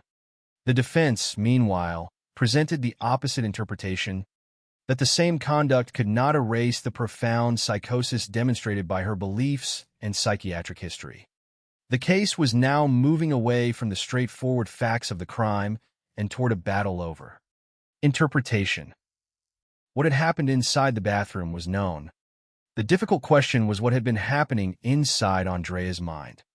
Then another piece of testimony appeared, one that seemed at first to give the prosecution a powerful explanation for how Andrea might have conceived the killings. It involved a television program, a fictional story, and an alleged similarity so striking that it appeared to connect Andrea's actions with something she had supposedly watched. The program was Law and Order. Dr. Park Dietz testified about an episode that he said involved a depressed mother who drowned her children in a bathtub and was subsequently found not guilty by reason of insanity. If true, the story could have been devastating for the defense. It could suggest that Andrea had encountered a fictional example of a mother killing her children and escaping criminal responsibility through an insanity defense. But the claim contained a problem that would not become fully visible until after the first trial. The episode Dietz described did not exist. That mistake would eventually become one of the most consequential details in the entire case. At the time, however, the prosecution was able to use the testimony as part of its argument, and the jury heard a story that appeared to make Andrea's actions seem deliberate and legally calculated. The investigation had therefore reached its first major turning point. The question was no longer simply whether Andrea had suffered from mental illness. That was broadly accepted. The question was whether her illness had reached a level that destroyed her ability to understand right from wrong. And now the credibility of the expert evidence itself was becoming part of the story. The future of the case would depend on how a jury interpreted competing psychiatric opinions, Andrea's behavior, and the belief she had expressed about her children, sin and hell. The evidence would soon move from the investigation into the courtroom, where the question of Andrea Yates's responsibility would be decided for the first time. By the time Andrea Yates's case reached the courtroom, the basic facts of the killings were no longer the central mystery. Andrea had killed her 5 children. She had remained at the house. She had called the police. She had not denied what she had done. The dispute that would determine her legal fate was therefore narrower, but in many ways far more difficult. What was happening inside Andrea's mind when she killed Noah, John, Paul, Luke, and Mary? The answer depended heavily on psychiatric evidence. Her history was already established. Andrea had experienced serious depression and psychotic symptoms. She had been hospitalized. She had made previous suicide attempts. She had experienced a severe psychiatric crisis in 1999. In the months leading up to June 20th, 2001, her condition had deteriorated again. She had been admitted to Devereux in May, treated with Haldol, and appeared to improve to some degree. She had then attended medical appointments on June 4th and June 18th. At the June 18th appointment, she denied suicidal thoughts and psychotic symptoms. Her Haldol had been reduced, and she was no longer taking it by the time of the killings. These facts gave both sides material to work with, but they did not produce a simple answer. The defense did not need to prove that Andrea had never experienced periods of apparent improvement. It needed to establish that her mental state at the moment of the killings was so severely impaired that she could not understand that what she was doing was wrong under the applicable legal standard. The prosecution, by contrast, did not need to prove that Andrea was mentally healthy. The prosecution's argument was that she could be psychotic and still understand the wrongfulness of her actions. That distinction was essential. Mental illness and legal insanity were not automatically the same thing. The defense presented extensive psychiatric testimony. According to the evidence from the first trial, 10 psychiatrists and 2 psychologists testified about Andrea's mental condition. Many of these experts concluded that, on June 20th, Andrea could not understand right from wrong under the Texas legal standard. Their opinions were connected to the broader pattern of Andrea's psychiatric history, her psychotic symptoms, and the beliefs she expressed about her children. Her religious ideas were particularly important. Andrea believed that she was a bad mother. She believed her children were in danger of going to hell. She believed that killing them could prevent them from becoming sinful and suffering that fate. To the defense, these beliefs were not simply unusual religious opinions. They were part of a psychotic reality that had become powerful enough to influence her most fundamental decisions. Within that distorted reality, the act that everyone else would recognize as horrifying could be interpreted by Andrea as an act of salvation. That was the foundation of the insanity defense. The prosecution's most important psychiatric witness was Dr. Park Dietz, a forensic psychiatrist. Dietz did not necessarily dispute that Andrea was psychotic. His conclusion was different in a crucial respect. He believed that despite her psychosis, Andrea knew that what she was doing was wrong. This distinction allowed the prosecution to accept some of the defense's description of Andrea while rejecting its legal conclusion. The argument was not that Andrea had been perfectly rational. It was that mental illness had not eliminated her capacity to recognize the wrongfulness of killing her children. The prosecution could therefore point to her actions before and after the killings as evidence of awareness. Andrea had placed the bodies of several children on the bed. She had called the police after the killings. She had contacted Rusty and told him that the children were hurt. When he asked which child, she replied, "All of them." She remained at the home until officers arrived and cooperated with them. From the prosecution's perspective, such behavior could be interpreted as evidence that Andrea understood the seriousness and wrongfulness of what she had done. The defense offered a different interpretation. A person can behave in an organized way while still experiencing severe psychosis. The fact that Andrea called police did not, by itself, answer the question of whether she understood the moral and legal meaning of her actions at the moment she committed them. Her statements about Satan, hell, sin, and salvation remained central to the defense's explanation of her mental state. The jury therefore had to evaluate not only the physical events, but competing interpretations of Andrea's mind. It was in this highly contested psychiatric environment that the testimony about law and order became one of the most important and controversial parts of the first trial. Andrea was known to watch the television program, and Dr. Dietz was asked about it. He described an alleged episode involving a woman suffering from depression who drowned her children in a bathtub and was subsequently found not guilty by reason of insanity. The similarity appeared striking. If such an episode had existed and Andrea had watched it, the prosecution could argue that she had encountered a fictional example that resembled what she later did. More importantly, it could support an interpretation that Andrea had understood the possibility of using mental illness as a legal defense. In the courtroom, the alleged television episode therefore appeared to offer a bridge between Andrea's actions and the prosecution's theory of her mental state. It made the story appear more deliberate. It suggested that Andrea's behavior might have been influenced by a fictional example. And because the information came from a forensic psychiatrist testifying as an expert, it carried particular weight. But the problem was fundamental. The episode did not exist. There was no Law and Order episode matching the story Dietz had described. After Andrea's conviction, the error became known. Dietz acknowledged that he had been mistaken. The appellate court later considered the significance of that mistake. The court did not conclude that Dietz had deliberately lied, but the fact remained that the testimony had been presented to the jury and had been used by the prosecution in arguing its case. The significance of the error became even greater because Dietz was the only psychiatric expert presented by the prosecution, while the defense had presented numerous experts who reached the opposite conclusion about Andrea's ability to distinguish right from wrong. The appellate court ultimately determined that there was a reasonable possibility that the erroneous testimony had affected the jury's decision. That conclusion would later become the basis for overturning Andrea's conviction.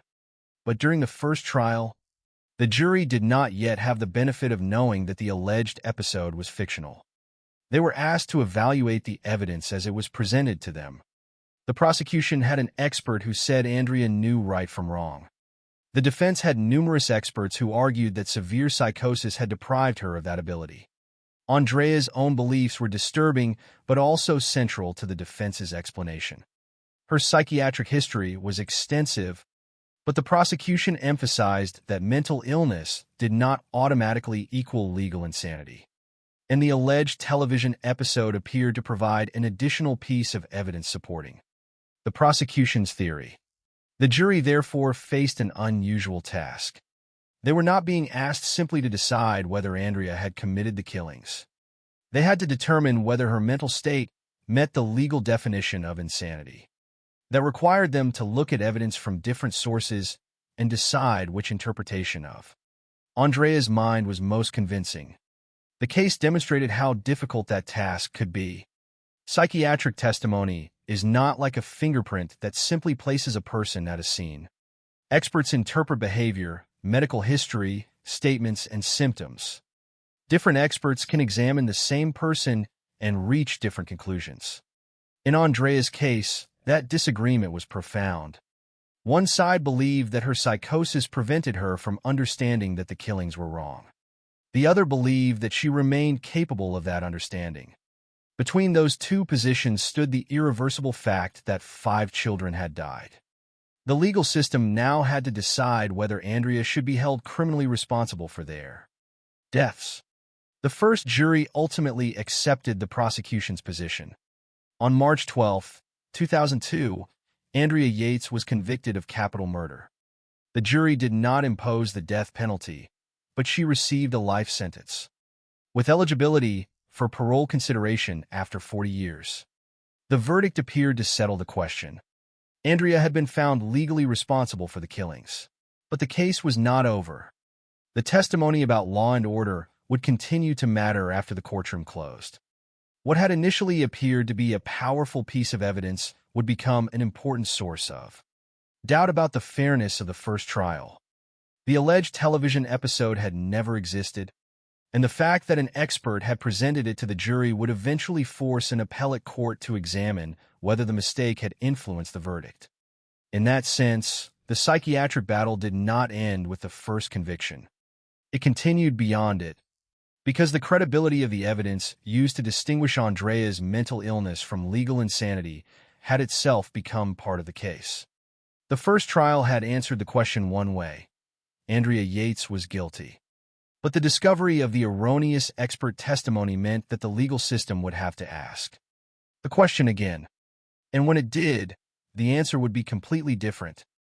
By the time Andrea Yates stood trial in 2002, the basic facts of the case were not in dispute. 5 children had died on June 20th, 2001, and their mother was responsible. Andrea had remained at the house, called the police, and cooperated with officers when they arrived. The courtroom, therefore, did not have to determine whether she had committed the killings. The difficult question was whether she should be held criminally responsible for them. That question became the center of the first trial, and it was a question that required the jury to look beyond the physical acts and into Andrea's state of mind.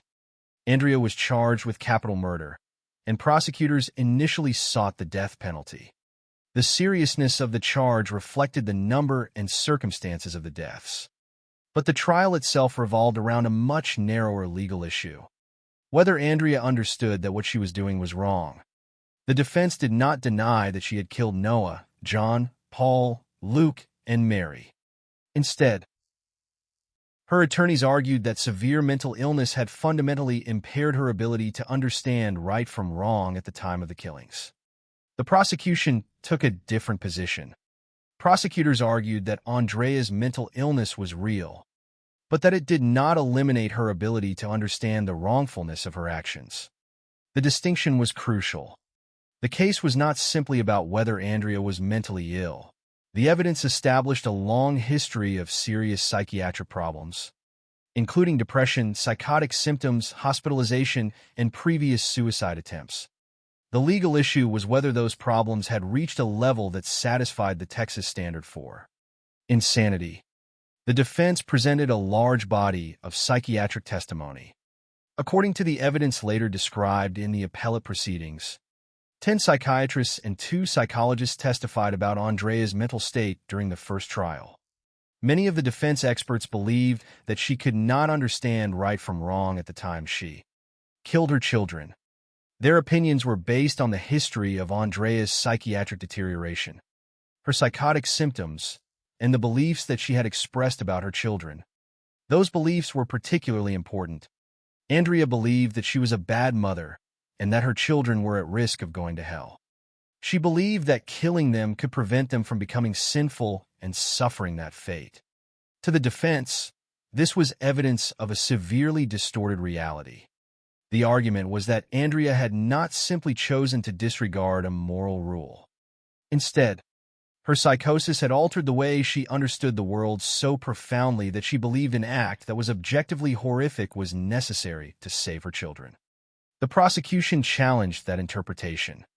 Their position was not necessarily that Andrea had been free from psychiatric illness. Rather, prosecutors argued that she retained the ability to understand that killing her children was wrong. The prosecution's principal psychiatric witness was Dr. Park Dietz, a forensic psychiatrist. Dietz acknowledged Andrea's psychosis, but concluded that she nevertheless knew the wrongfulness of what she was doing. His testimony gave the prosecution a professional basis for arguing that mental illness did not equal legal insanity in this case. The prosecution could also point to Andrea's conduct around the killings. She had organized the children in the bathroom. After several of the killings, she placed bodies on the bed. She continued through the sequence until all 5 children were dead. Then she called 911 and contacted Rusty. When Rusty asked whether anyone was hurt, she told him the children were hurt. When he asked which child, she answered, all of them. When officers arrived, she opened the door and cooperated. Prosecutors could interpret these actions as evidence that Andrea understood the seriousness and wrongfulness of what she had done. The defense did not have to deny that she had behaved in an organized manner. Instead, it argued that organized behavior did not prove that she possessed the specific understanding required by the legal standard. Her beliefs about Satan, hell, sin, and salvation remained central. If Andrea genuinely believed that killing the children was necessary to save them from hell, the defense argued, then her understanding of right and wrong had been profoundly distorted by psychosis. The jury, therefore, had to decide between competing interpretations of the same woman. On one side was a documented history of severe mental illness and expert testimony that Andrea could not distinguish right from wrong. On the other was the prosecution's expert, Dr. Dietz, who believed that she remained capable of understanding the wrongfulness of her actions. The case became a contest between psychiatric interpretations rather than a conventional dispute over physical evidence. There was another element that strengthened the prosecution's position during the first trial: Dietz's testimony about the television program Law and Order. Andrea was known to watch the show, and Dietz described an alleged episode involving a depressed mother who drowned her children in a bathtub and was later found not guilty by reason of insanity. The alleged similarity was significant because it appeared to suggest that Andrea could have encountered a fictional example of a mother committing a similar act and then being excused from criminal responsibility because of mental illness. If true, The testimony could support the prosecution's argument that Andrea understood the possibility of an insanity defense and had acted with some awareness of its legal consequences. The problem, discovered only after the conviction, was that the episode described by Dietz did not exist. He acknowledged that he had been mistaken. The appellate court would later determine that this error mattered because the testimony had been used by the prosecution and could have influenced the jury. At the time of the first trial, however, the jury heard the testimony as part of the evidence before it. The jurors therefore had to evaluate Andrea's mental state without knowing that the television claim was false. The prosecution's case was built around the idea that Andrea's actions demonstrated knowledge of wrongfulness. The defense's case was built around the idea that her psychosis had destroyed that understanding. Both sides had experts, but the conclusions were sharply divided. The jury was not being asked to decide whether Andrea had experienced mental illness. That point was much less controversial. They were being asked to decide whether her illness met the legal definition of insanity. It was a question that required them to reconstruct a moment in time that had already passed. What Andrea understood when she killed her children on June 20th, 2001. Ultimately, the jury rejected the insanity defense. On March 12, 2002, Andrea Yates was convicted of capital murder. The conviction represented the first legal answer to the question that had dominated the case. According to that jury, Andrea was criminally responsible for the killings. But the punishment produced another significant decision. The jury did not impose the death penalty. Andrea received a life sentence, with eligibility for parole consideration after 40 years. The outcome meant that she would spend the foreseeable future under the control of the criminal justice system. But it also meant that the jury had chosen not to impose the ultimate punishment. For the moment, the case appeared finished. The 5 children were dead. Andrea had been convicted. The court had reached its judgment. But the conviction rested partly on evidence that would later become deeply problematic. The mistake concerning law and order had not yet disappeared from the case. It remained embedded in the record of the first trial. And once the truth about the alleged episode became known, Andrea's attorneys challenged the conviction. The question was no longer simply whether the jury had reached a verdict that was legally possible. It was whether the verdict had been reached after hearing evidence that should never have been presented in the form it was presented. That distinction would send the case into the appellate courts. In January 2005, the Texas First Court of Appeals would review the first trial and determine whether the erroneous testimony could have affected the jury's decision. The court's answer would change Andrea Yates's legal fate. The first conviction, which had seemed to provide a final resolution, would be overturned. A new trial would be ordered. The legal system would have to return to the same fundamental question: was Andrea Yates responsible for the deaths of her 5 children in the criminal sense, or had severe mental illness made her legally insane when she committed the killings? The facts of June 20th would remain unchanged. The children would still be dead. Andrea would still be the person who killed them. But the evidence surrounding her mind would now be examined again. And this time the jury would reach the opposite conclusion. The conviction of Andrea Yates appeared, at first, to have brought the legal chapter of the case to an end. On March 12, 2002, a jury had found her guilty of capital murder. She had been spared the death penalty and sentenced to life imprisonment, with eligibility for parole consideration after 40 years. The decision reflected the jury's conclusion that Andrea was legally responsible for the deaths of her 5 children. After the trial, one piece of psychiatric testimony began to take on a significance that had not been fully understood when the jury reached its verdict. That testimony concerned the television program Law and Order and an alleged episode that Dr. Park Dietz had described during the trial. Dietz had been the prosecution's key psychiatric expert. He had agreed that Andrea was psychotic, but he had reached a conclusion that was fundamentally different from that of many defense experts. Despite her psychosis, he believed that Andrea knew her actions were wrong. His opinion was especially important because the central legal question was not whether Andrea had a mental illness. The issue was whether her mental condition had prevented her from understanding the wrongfulness of killing her children. The alleged Law and Order episode appeared to support the prosecution's interpretation of Andrea's behavior. According to Dietz's testimony, the program had featured a woman suffering from depression who drowned her children in a bathtub and was later found not guilty by reason of insanity. The resemblance to the facts of Andrea's case seemed striking.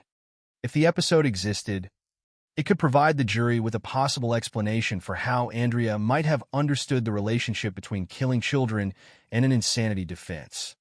It could make her actions appear more deliberate and could strengthen the prosecution's argument that she understood the legal consequences of what she was doing. But after the trial, the fundamental problem became clear. The episode Dietz described did not exist. Dietz acknowledged that he had been mistaken. This was not merely a disagreement over the interpretation of a psychiatric symptom. It was a factual error concerning evidence presented directly to the jury. The discovery forced the legal system to examine a difficult question. What should happen when an expert witness gives incorrect information during a trial, particularly when that expert is the only psychiatric witness supporting the prosecution's position? The answer would determine whether Andrea's conviction could stand. The Texas First Court of Appeals examined the issue closely. The appellate court did not simply assume that the mistake automatically required a new trial. Instead, it considered the role the testimony had played in the first proceeding and whether the erroneous information could have affected the jury's decision. That question was crucial because the case had already involved sharply conflicting psychiatric opinions.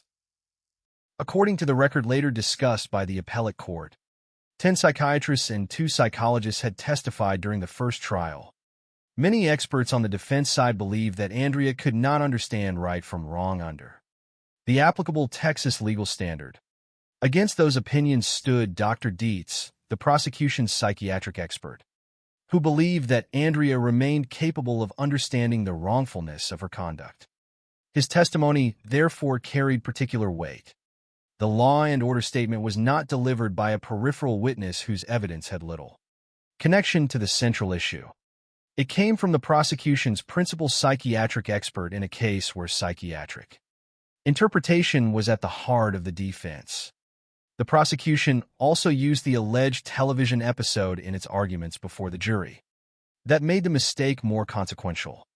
The appellate court ultimately concluded that there was a reasonable possibility that the erroneous testimony had influenced the jury's verdict. The court did not find that Dietz had intentionally lied.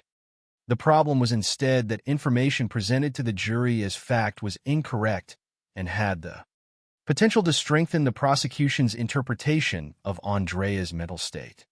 The distinction mattered. An expert could be mistaken without deliberately deceiving the court, but a mistaken statement could still affect the fairness of a trial. In Andrea's case, the question was whether the jury might have evaluated the insanity defense differently if it had known that the alleged episode did not exist. The court's answer was significant enough to change the course of the entire prosecution. On January 6, 2005, the Texas First Court of Appeals overturned Andrea Yates's conviction and ordered a new trial. The decision meant that the 2002 verdict was no longer the final legal judgment. Andrea would once again have to face the same fundamental issue before another jury. The development was extraordinary because nothing about the deaths themselves had changed. Noah, John, Paul, Luke, and Mary were still dead. Andrea had still committed the killings. The change concerned the reliability and fairness of the evidence used to determine her mental state. The appeal therefore demonstrated how a criminal trial can turn on something that initially appears to be a relatively small detail.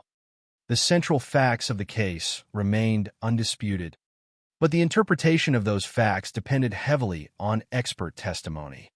When a significant error emerged within that testimony, the legal system had to reconsider whether the first verdict could be trusted. The appellate ruling also highlighted the difficulty of relying on expert psychiatric evidence in a case involving insanity. Unlike physical evidence, psychiatric conclusions often require interpretation. Experts examine a person's history, statements, behavior, medical records, and symptoms, and then attempt to determine what that person understood at a particular moment in the past. Different experts can reach different conclusions even when they are examining the same individual and the same evidence. In Andrea's case, the disagreement was especially pronounced. Many defense experts believe that severe psychosis had prevented her from understanding right and wrong. Dietz believed that she remained capable of recognizing that the killings were wrong. The jury, in 2002, had accepted the prosecution's position.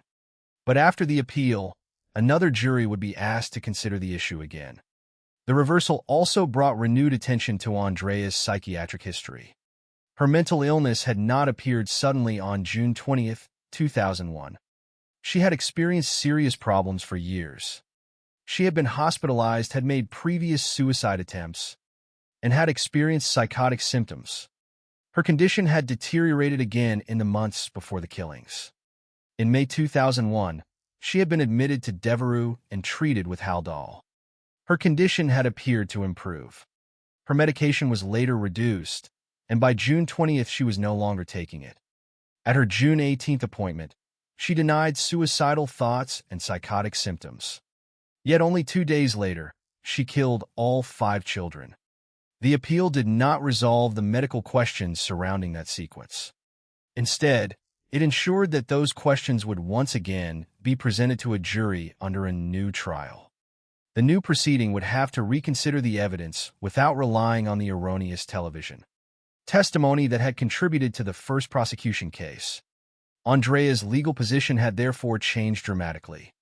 She was no longer simply the woman serving a life sentence after a capital murder conviction. She was once again facing a trial in which the insanity defense could determine whether she would be regarded by law as criminally responsible for the deaths. The reversal did not erase what had happened. It did not declare that Andrea had not killed her children. It did not mean that she was being released.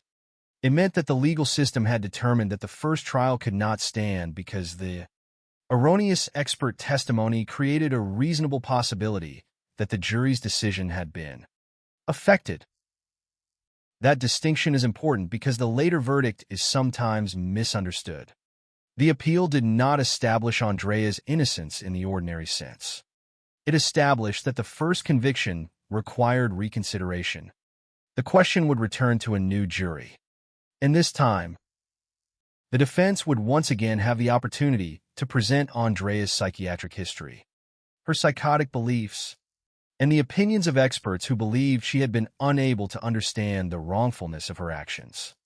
The prosecution would again argue that Andrea knew what she was doing was wrong. The second trial would therefore become a test not only of Andrea's mental state, but also of the legal system's ability to distinguish between mental illness and legal insanity. The first jury had answered that question one way. The appellate court's decision meant that answer could no longer be treated as final. In 2005, Andrea Yates stood at the threshold of another trial. More than 3 years after the first jury had convicted her, the case had traveled from a Houston home to a courtroom, from the courtroom to an appellate court, and now back toward another jury.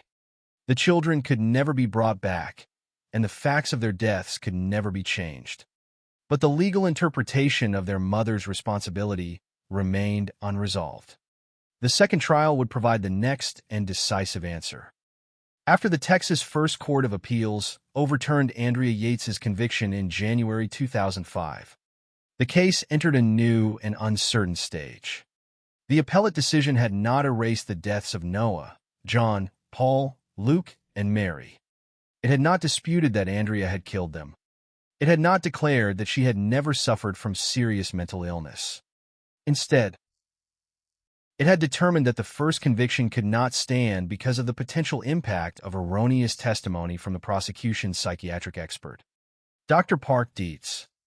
The legal system therefore had to return to the same central question: What was Andrea Yates's mental state when she killed her 5 children on June 20th, 2001? And did her condition prevent her from understanding that what she was doing was wrong? By the time the second trial approached in 2006, that question had already been examined extensively. Andrea's psychiatric history was well established. She had experienced serious depression and psychotic symptoms, had required psychiatric hospitalization, and had previously attempted suicide. Her condition had become especially severe after the births of her children. In 1999, she had experienced a major psychiatric crisis. In May 2001, only weeks before the killings, she had again been admitted for psychiatric treatment at Devereux. There, she was prescribed Haldol, an antipsychotic medication, and her condition appeared to improve to some degree. Her treatment was later reduced. At an appointment on June 18th, 2 days before the killings, Andrea denied suicidal thoughts and psychotic symptoms. By June 20th, she was no longer taking Haldol.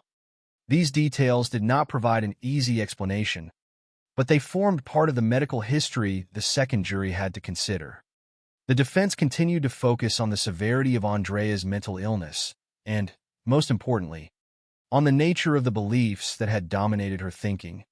According to the evidence presented in the case, Andrea believed that she was a bad mother and that her children were at risk of going to hell. She believed that killing them could prevent them from becoming sinful and suffering that fate. To the defense, this was the clearest indication that Andrea's perception of reality had become profoundly distorted. Her actions were objectively destructive, but within the reality created by her psychosis, she believed that she was protecting her children from an even worse fate. The legal issue was therefore not whether ordinary people would consider the killings wrong. They obviously would. The question was whether Andrea herself had been capable of recognizing that wrongfulness at the moment she acted. This distinction was at the heart of the insanity defense. The second trial once again required the jury to consider expert psychiatric evidence. The first trial had produced sharply divided opinions. 10 psychiatrists and 2 psychologists had testified about Andrea's condition, with many defense experts concluding that she could not understand right from wrong under the applicable Texas standard. Dr. Dietz had provided the principal opposing psychiatric opinion for the prosecution. He believed that Andrea was psychotic, but still understood that her actions were wrong. After the first trial, however, the discovery that Dietz had been mistaken about the alleged Law and Order episode changed the legal landscape. The fictional episode he had described did not exist. The appellate court had determined that this erroneous testimony could reasonably have affected the jury's decision. The second trial therefore proceeded without the same evidentiary foundation that had helped support the prosecution's case the first time. That did not mean the prosecution had no argument. Prosecutors continued to maintain that Andrea knew what she was doing was wrong. They could point to the sequence of events surrounding the killings and to her conduct afterward. Andrea had remained at home. She had called 911 at approximately 9:48 in the morning. She had called Rusty at work and asked him to return. When he asked whether anyone was hurt, she said that the children were hurt. When he asked which child, she answered, all of them. When officers arrived, she opened the door and cooperated. These actions could be interpreted as evidence that she understood the seriousness of what she had done.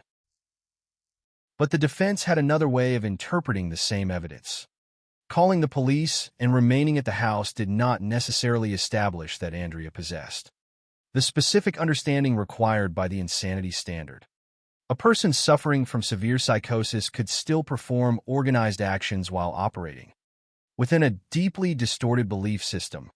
The central issue, therefore, remained her mental state rather than whether she had behaved in a completely disorganized manner. The second jury also had to confront the difference between a psychiatric diagnosis and a legal conclusion. Andrea's mental illness was not, by itself, enough to establish legal insanity. The defense had to connect the illness to her ability to understand the wrongfulness of her conduct. At the time of the killings, That distinction made the case unusually difficult. A person can suffer from depression without being legally insane. A person can experience psychosis without necessarily losing all understanding of right and wrong. The question was whether Andrea's condition on that specific morning had crossed the legal boundary. The defense argued that it had. The prosecution argued that it had not. The children's deaths remained the undeniable foundation beneath those competing arguments. Noah was 7. John was 5. Paul was 3. Luke was 2. Mary was 6 months old. They had been killed inside the family home by their mother. The case could not be reduced to an abstract discussion of psychiatric terminology because the consequences of the disputed mental state were irreversible. Yet the law required the jury to examine precisely that abstract question. The trial also carried the weight of the first verdict. In 2002, another jury had heard the evidence and rejected the insanity defense. That jury had convicted Andrea of capital murder and sentenced her to life imprisonment with parole. Consideration after 40 years. Now a second jury had to determine whether the first conclusion was correct. Despite the fact that the appellate court had found a serious problem with the evidence used at the original trial. The existence of 2 trials meant that the case offered an unusually clear demonstration of how different juries can interpret the same underlying tragedy differently. The second proceeding did not change what happened on June 20, 2001. It changed the legal interpretation of Andrea's responsibility. The question of her beliefs about Satan, hell, sin, and salvation remained particularly important. The defense presented those beliefs as manifestations of psychosis. Andrea had not simply been angry with her children or acting out of ordinary resentment. Her explanation centered on what she believed would happen to them spiritually. She believed that she had to prevent them from becoming sinful and going to hell. From the defense perspective, that belief was evidence that Andrea's understanding of reality had been profoundly altered. The prosecution, however, continued to argue that the existence of psychotic beliefs did not necessarily mean Andrea was incapable of knowing that killing was wrong. The jury therefore faced 2 competing descriptions of the same person. One described Andrea as a severely mentally ill woman whose psychosis had destroyed her ability to distinguish right from wrong. The other described her as a mentally ill woman who nonetheless retained enough understanding to know that killing her children was wrong. The difference between those descriptions was small in wording, but enormous in legal consequence. It determined whether Andrea would spend the rest of her life under a criminal sentence or under psychiatric confinement as a person found legally insane. As the second trial progressed, the importance of the 2005 appellate decision remained clear. The first verdict had been overturned not because the court had decided Andrea was innocent, but because the first trial had been compromised by evidence that could have affected the jury. The second jury, therefore, had an opportunity to consider the insanity defense again. This time, the question was presented in the shadow of the appellate court's finding that the law and order testimony had been erroneous. The case had become less about a dramatic story offered to explain Andrea's behavior and more about the totality of her psychiatric history and the competing professional interpretations of her condition. Ultimately, the second jury reached the conclusion that the first jury had rejected. On July 26, 2006, Andrea Yates was found not guilty by reason of insanity. The verdict represented the most significant turning point in the entire case.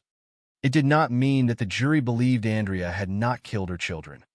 It meant that under the applicable legal standard, her mental condition made her not criminally responsible for those acts. The distinction is essential. Not guilty by reason of insanity was not a declaration that nothing had happened. It was not a finding that the 5 children had somehow escaped harm. And it did not mean Andrea simply walked out of the courtroom and returned to ordinary life. Instead, she was placed within the Texas state mental health system. Her legal status had changed, but she remained under institutional control and psychiatric care. The second verdict therefore answered the question that had divided the case from the beginning. The first jury had concluded that Andrea knew what she was doing was wrong. The second jury concluded that severe mental illness had deprived her of that capacity in the legal sense. Two juries, considering the same deaths and the same woman, had reached opposite conclusions. That contrast is one of the reasons the Andrea Yates case continues to be discussed in connection with insanity law, psychiatric testimony, and criminal responsibility. But the verdict was not the end of the story. Andrea would not simply disappear from public attention, and the families and people connected to the tragedy would still have to live with what had happened. Her legal destination was no longer a prison sentence, but psychiatric confinement. The next chapter would concern what that meant, how her life changed after 2006, and how Rusty Yates continued to understand the woman who had killed his 5 children. More broadly, the case would leave behind difficult questions about mental illness, medical treatment, family responsibility, and the limits of the criminal justice system when a person commits an unbearable act while living inside a profoundly distorted reality. The verdict on July 26, 2006, brought the second trial of Andrea Yates to its decisive conclusion. But it did not bring an end to the tragedy. The jury had found her not guilty by reason of insanity, a legal conclusion that is frequently misunderstood. It did not mean that Andrea had been found innocent of killing her 5 children. It did not mean that the deaths had been disputed. And it did not mean that she was simply released from custody and allowed to return to ordinary life. The verdict meant that, under the applicable legal standard, Andrea's severe mental illness had made her legally incapable of being held criminally responsible for the killings. Instead of remaining in the Texas prison system under the life sentence imposed after her first trial, she was placed within the state's psychiatric system. Initially, she was transferred to Vernon State Hospital, a high-security psychiatric facility in North Texas. Later, she was transferred to Kerrville State Hospital. Her new legal status, therefore, represented a profound change, but not freedom. Andrea remained under institutional supervision and psychiatric care. The difference was the reason for her confinement. After the first conviction, the state regarded her primarily as a person criminally responsible for capital murder. After the second trial, she was regarded as a person whose mental illness had prevented criminal responsibility at the time of the killings. The physical reality remained unchanged. 5 children had died. Their names were Noah, John, Paul, Luke, and Mary. Noah was 7 years old, John was 5, Paul was 3, Luke was 2, and Mary was 6 months old. Their deaths remained the central fact behind every legal argument, every psychiatric opinion, and every public discussion surrounding Andrea Yates. The verdict could determine Andrea's legal responsibility, but it could not alter the loss suffered by the family. For Rusty Yates, the aftermath was particularly complicated. He was not simply the father of 5 children who had been killed. He was also Andrea's husband at the time of the tragedy and had lived alongside her psychiatric deterioration. His perspective became important because he did not view Andrea simply as a person who had suddenly transformed into an evil mother. He believed that severe mental illness had played a central role in what happened. That position distinguished him from people who saw the killings only through the lens of deliberate criminal violence. Rusty's understanding reflected one of the central tensions of the entire case. Whether Andrea should be defined solely by the actions she committed or whether those actions had to be understood through the psychiatric illness that had profoundly affected her. The two positions did not erase each other. Andrea had killed her children. At the same time, she had suffered from serious psychiatric problems for years. The second trial ultimately accepted that these two facts had to be considered together when determining criminal responsibility. Rusty continued to support Andrea during the legal process and after the first conviction. Eventually, the marriage ended in divorce. But the divorce did not erase the connection created by the children they had shared or the tragedy that had destroyed their family. His continuing belief that mental illness was central to the case became part of the broader public discussion about Andrea. It also illustrated how complicated the aftermath could be for those closest to the tragedy. To the outside world, Andrea Yates could be reduced to a single horrifying act. For Rusty, the reality was more complicated because he had known her before the killings, during her psychiatric crises, and throughout the legal proceedings. The distinction between Andrea the person and Andrea's illness remained central to how he understood what had happened. The case also left behind questions about the treatment Andrea had received before June 20th, 2001. In May, she had been hospitalized at Devereux and prescribed Haldol. Her condition appeared to improve to some extent. Her medication was then reduced, and by the day of the killings she was no longer taking it. At her June 18th appointment, only 2 days before the deaths, she denied suicidal thoughts and psychotic symptoms. These facts became difficult to reconcile with what happened on June 20th. The tragedy demonstrated that apparent improvement did not necessarily mean that the underlying psychiatric crisis had been permanently resolved. Yet it would be inaccurate to turn the sequence into a simple accusation against one doctor or one medical decision. The available facts established that Andrea had received treatment, had been hospitalized, had been prescribed medication, and had been subject to precautions because of concerns about her condition. They do not establish that a single medical decision inevitably caused the killings. What they do show is how difficult it can be to assess severe mental illness, particularly when a patient appears improved at one moment and then deteriorates dramatically. Another part of the aftermath concerns the instruction that Andrea should not be left alone with her children. That precaution existed before the killings. Rusty's mother, Dora Yates, was expected to arrive approximately an hour after Rusty left for work to help Andrea. Yet there was a period that morning when Andrea was alone with the 5 children. The tragedy, therefore, also raises questions about the practical limits of family safeguards. A family can recognize danger without being able to predict exactly when a crisis will become catastrophic. Again, the facts do not support a simple explanation in which one person or one missed precaution is solely responsible for what happened. The story is more complicated than that. Andrea's psychiatric history extended over years. Her condition had required professional intervention. Her family had attempted to provide support. Medical professionals had treated her. Precautions had existed. And still, on June 20th, 5 children died. The second verdict also changed the way the legal system described Andrea's future. The phrase "not guilty by reason of insanity" can sound, to someone unfamiliar with criminal law, like a declaration of freedom. In Andrea's case, the opposite was true. She remained confined in a psychiatric institution. Her placement in Vernon State Hospital and later Kerrville State Hospital demonstrated that the legal system did not consider the matter resolved simply because she was no longer criminally convicted. The state continued to exercise control over her through the psychiatric system. This distinction is essential to understanding the outcome. The verdict did not erase the seriousness of the crime. It changed the legal basis for confinement. The case, therefore, became an unusually clear example of the difference between factual guilt and legal responsibility.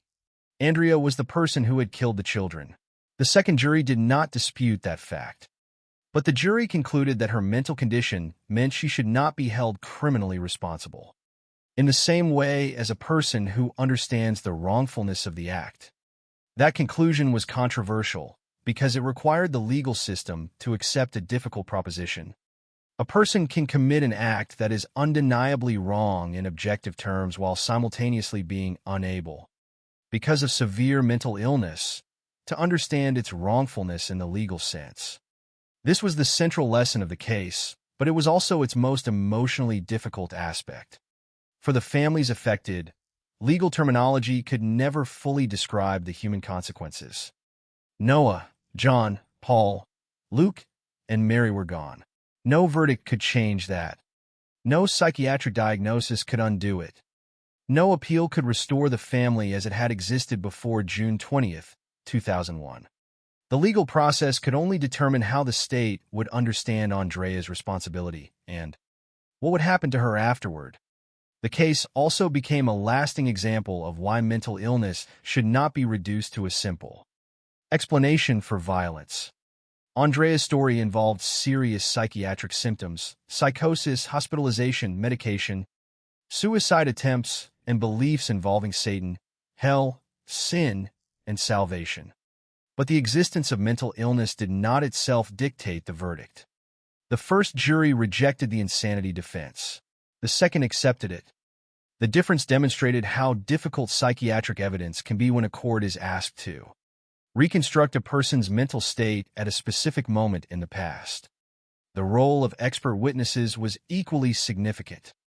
The first trial had demonstrated the consequences that could follow when expert evidence was inaccurate. Dr. Dietz's mistaken testimony about law and order contributed to the appellate court's decision to overturn the conviction. The second trial then produced a completely different legal conclusion. The case therefore left behind not only a debate about Andrea's mental health, but also a broader lesson about the importance of reliable expert testimony. Ultimately, the aftermath of Andrea Yates's case cannot be separated from the 5 children whose lives were lost. It is easy, after years of legal proceedings, to focus on Andrea, the psychiatrists, the lawyers, the judges, and the competing verdicts. But the reason the case entered the public consciousness was much simpler and much more tragic. 5 children died inside their own home. Their mother was responsible. The legal system then spent years determining what that responsibility meant. Andrea's eventual confinement in the psychiatric system did not provide a conventional ending. There was no restoration, no reversal of the deaths, and no simple resolution. Instead, there was a legal conclusion shaped by the recognition that the human mind can become profoundly disordered and that criminal law must sometimes confront behavior occurring within that distorted reality. The Yates family could never return to the life they had before that June morning. Rusty would continue living with the loss of his children. Andrea would continue living under psychiatric confinement. And the names Noah, John Paul, Luke, and Mary would remain at the center of a case that forced American courts and the public to confront one of the most difficult questions in criminal law. When severe mental illness destroys a person's ability to understand reality, where does criminal responsibility begin, and where does it end? The story of Andrea Yates does not end with a verdict. It ends with a question that has no easy answer. How should society respond when a person commits an irreversible act while suffering from a severe mental disorder? On July 26, 2006, a second jury answered that question in the language of Texas law. Andrea Yates was found not guilty by reason of insanity. That verdict did not change the fact that 5 children had died on June 20, 2001. It did not erase Andrea's responsibility for what physically happened. It did not return Noah, John, Paul, Luke, or Mary to their family. What it changed was the legal interpretation of Andrea's mental state at the moment she committed the killings. The first jury in 2002 had reached the opposite conclusion. It had convicted her of capital murder and sentenced her to life imprisonment, with eligibility for parole consideration after 40 years. The second jury, after the conviction had been overturned, concluded that severe mental illness had prevented Andrea from understanding that her actions were wrong. The contrast between those two verdicts is perhaps the most striking feature of the case. The same woman had committed the same acts. The 5 children had died in exactly the same circumstances. But 2 juries reached fundamentally different conclusions about Andrea's criminal responsibility. That difference demonstrates how difficult insanity cases can be. The criminal justice system is designed to establish responsibility for actions. But in cases involving severe psychosis, responsibility cannot always be determined simply by examining what a person did. The law may also require an examination of what that person understood at the time. Andrea's case became a powerful example of that distinction. The central question was never whether the killings were wrong. They were. The question was whether Andrea herself could understand their wrongfulness while experiencing the psychiatric condition that had developed over years. Her mental health history was extensive. She had experienced serious depression and psychotic symptoms. She had required psychiatric hospitalization. She had previously attempted suicide. Her condition had deteriorated significantly after the births of her children. In 1999, another severe psychiatric crisis had required hospitalization. In May 2001, she was again admitted to Devereux and treated with Haldol. Her condition appeared to improve to some degree. Her medication was later reduced, and at her June 18th appointment, only 2 days before the killings, she denied suicidal thoughts and psychotic symptoms. By June 20th, she was no longer taking Haldol. These facts illustrate the difficulty of understanding the tragedy through a single explanation. Andrea was not simply untreated. She had been seen by medical professionals. She had received psychiatric treatment. She had been prescribed medication. Her family was aware of concerns about her condition, and a doctor had previously instructed that she should not be left alone with her children. Rusty's mother was expected to arrive after Rusty left for work to assist Andrea. Yet despite these measures, the tragedy occurred. It is tempting to look backward and imagine that the outcome should have been obvious. But hindsight can make uncertainty disappear. The facts do not justify the claim that one individual decision or one missed warning inevitably caused the deaths. What they show is that severe psychiatric illness can remain difficult to assess even when a person has received treatment and appears, at a particular moment, to be improving.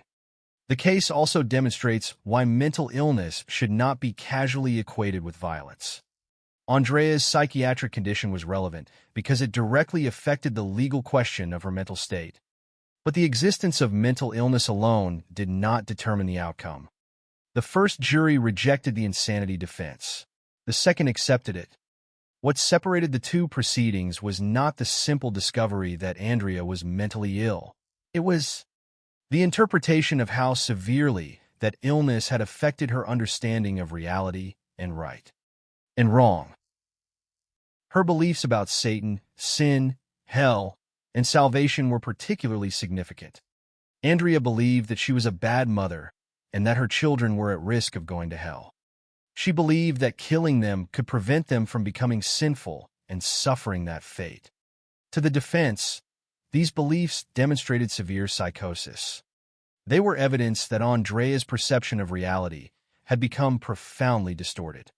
The prosecution, however, argued that even a person experiencing psychosis could still understand that killing was wrong. The disagreement was not about whether Andrea's beliefs were disturbing. It was about what those beliefs meant legally. The case therefore forced the courtroom to distinguish between an explanation and an excuse. Mental illness could explain behavior without necessarily meeting the legal standard for insanity. The second jury ultimately decided that, in Andrea's case, the standard had been met. The consequences of that decision were significant, but they were also frequently misunderstood. Andrea was not simply released. A finding of not guilty by reason of insanity did not mean that she could walk away from the tragedy. She was placed within the Texas state psychiatric system. Initially, she was sent to Vernon State Hospital, a high-security psychiatric facility in North Texas. Later, she was transferred to Kerrville State Hospital. Her confinement continued, but its legal basis was psychiatric rather than a criminal sentence. This distinction is important because it demonstrates what the second verdict actually meant. The jury was not saying that nothing had happened. It was saying that Andrea's mental state made her legally incapable of being held criminally responsible in the ordinary way. The state still considered her condition serious enough to require institutional control and treatment. For the victim's family, however, legal distinctions could never fully address the loss. Noah was 7 years old. John was 5. Paul was 3. Luke was 2. Mary was 6 months old. Their lives had ended before any legal argument could begin. The children themselves could not participate in the debate about insanity. They could not explain what they had experienced. They could not tell a jury who they were beyond the facts that survived in the record. This is why any retelling of the case should resist the temptation to make Andrea's psychology the only story. The psychiatric question is important because it determined the legal outcome, but the victims remain the reason the question matters. Their deaths were not merely evidence in a courtroom. They were the irreversible consequence of the tragedy. Rusty Yates also remained connected to that loss. He continued to believe that mental illness had played a central role in Andrea's actions. His perspective was significant because he had known Andrea as his wife and the mother of his children, rather than only as the defendant described in newspapers and courtrooms. Eventually, the marriage ended in divorce. But the end of the marriage did not end the consequences of June 20th, 2001. The loss of 5 children remained permanent. The case also left an important lesson about expert testimony. Dr. Park Dietz's incorrect description of a non-existent law and order episode became a decisive issue. In the appeal, the Texas First Court of Appeals did not conclude that Dietz had intentionally lied, but it determined that the erroneous testimony had a reasonable possibility of affecting the jury's decision. The conviction was overturned, and Andrea received a new trial. That development demonstrates why expert evidence must be treated with particular care. Psychiatric experts are often asked to reconstruct a person's mental state after the fact. Their conclusions can influence whether a defendant spends decades in prison, remains under psychiatric confinement, or receives another legal outcome. A mistake in such testimony can therefore have consequences far beyond the individual statement itself. In Andrea's case, the error contributed to the collapse of a conviction that had appeared final. The second trial then produced the opposite result. The case consequently became more than a tragedy involving one family. It became an example of the tension between psychiatric science and criminal law. Psychiatry attempts to understand the mind, including illness, perception, delusion, and behavior. Criminal law attempts to establish responsibility according to defined standards. The two systems overlap, but they do not ask exactly the same questions. A psychiatrist may describe a person as psychotic. A court must then determine whether that condition satisfies a specific legal definition of insanity. The answer can depend on the evidence, the experts, the jury, and the legal standard being applied. Andrea Yates's 2 trials demonstrated that difference with unusual clarity. In 2002, she was legally responsible. In 2006, she was legally insane. Neither verdict changed the underlying facts. What changed was the interpretation of those facts through the lens of criminal responsibility. Ultimately, the most responsible way to remember this case is not as a sensational story about a mother who killed her children, but as a tragedy involving 5 young victims and a woman whose severe psychiatric illness became central to understanding what happened. Noah, John, Paul, Luke, and Mary should remain at the center of the story. Their names are reminders that behind every legal argument is a human loss that cannot be reversed. Andrea Yates's story raises difficult questions about mental illness, medical care, family safeguards, psychiatric expertise, and the boundaries of criminal responsibility. But it does not provide simple answers. It shows that a person can commit an act that is objectively horrifying while simultaneously experiencing a mental reality profoundly different from the one surrounding everyone else. It shows that treatment and apparent improvement do not always eliminate danger or predict the future. It shows that expert testimony can shape the outcome of a trial, and that even an important verdict can later be overturned when the evidence supporting it is found unreliable. And above all, it shows that legal resolution is not the same thing as emotional resolution. The 2006 verdict closed the courtroom chapter of Andrea Yates's prosecution, but it could not close the story of the 5 children who died. Their lives ended on June 20th, 2001. The legal system spent years deciding how to understand the woman responsible.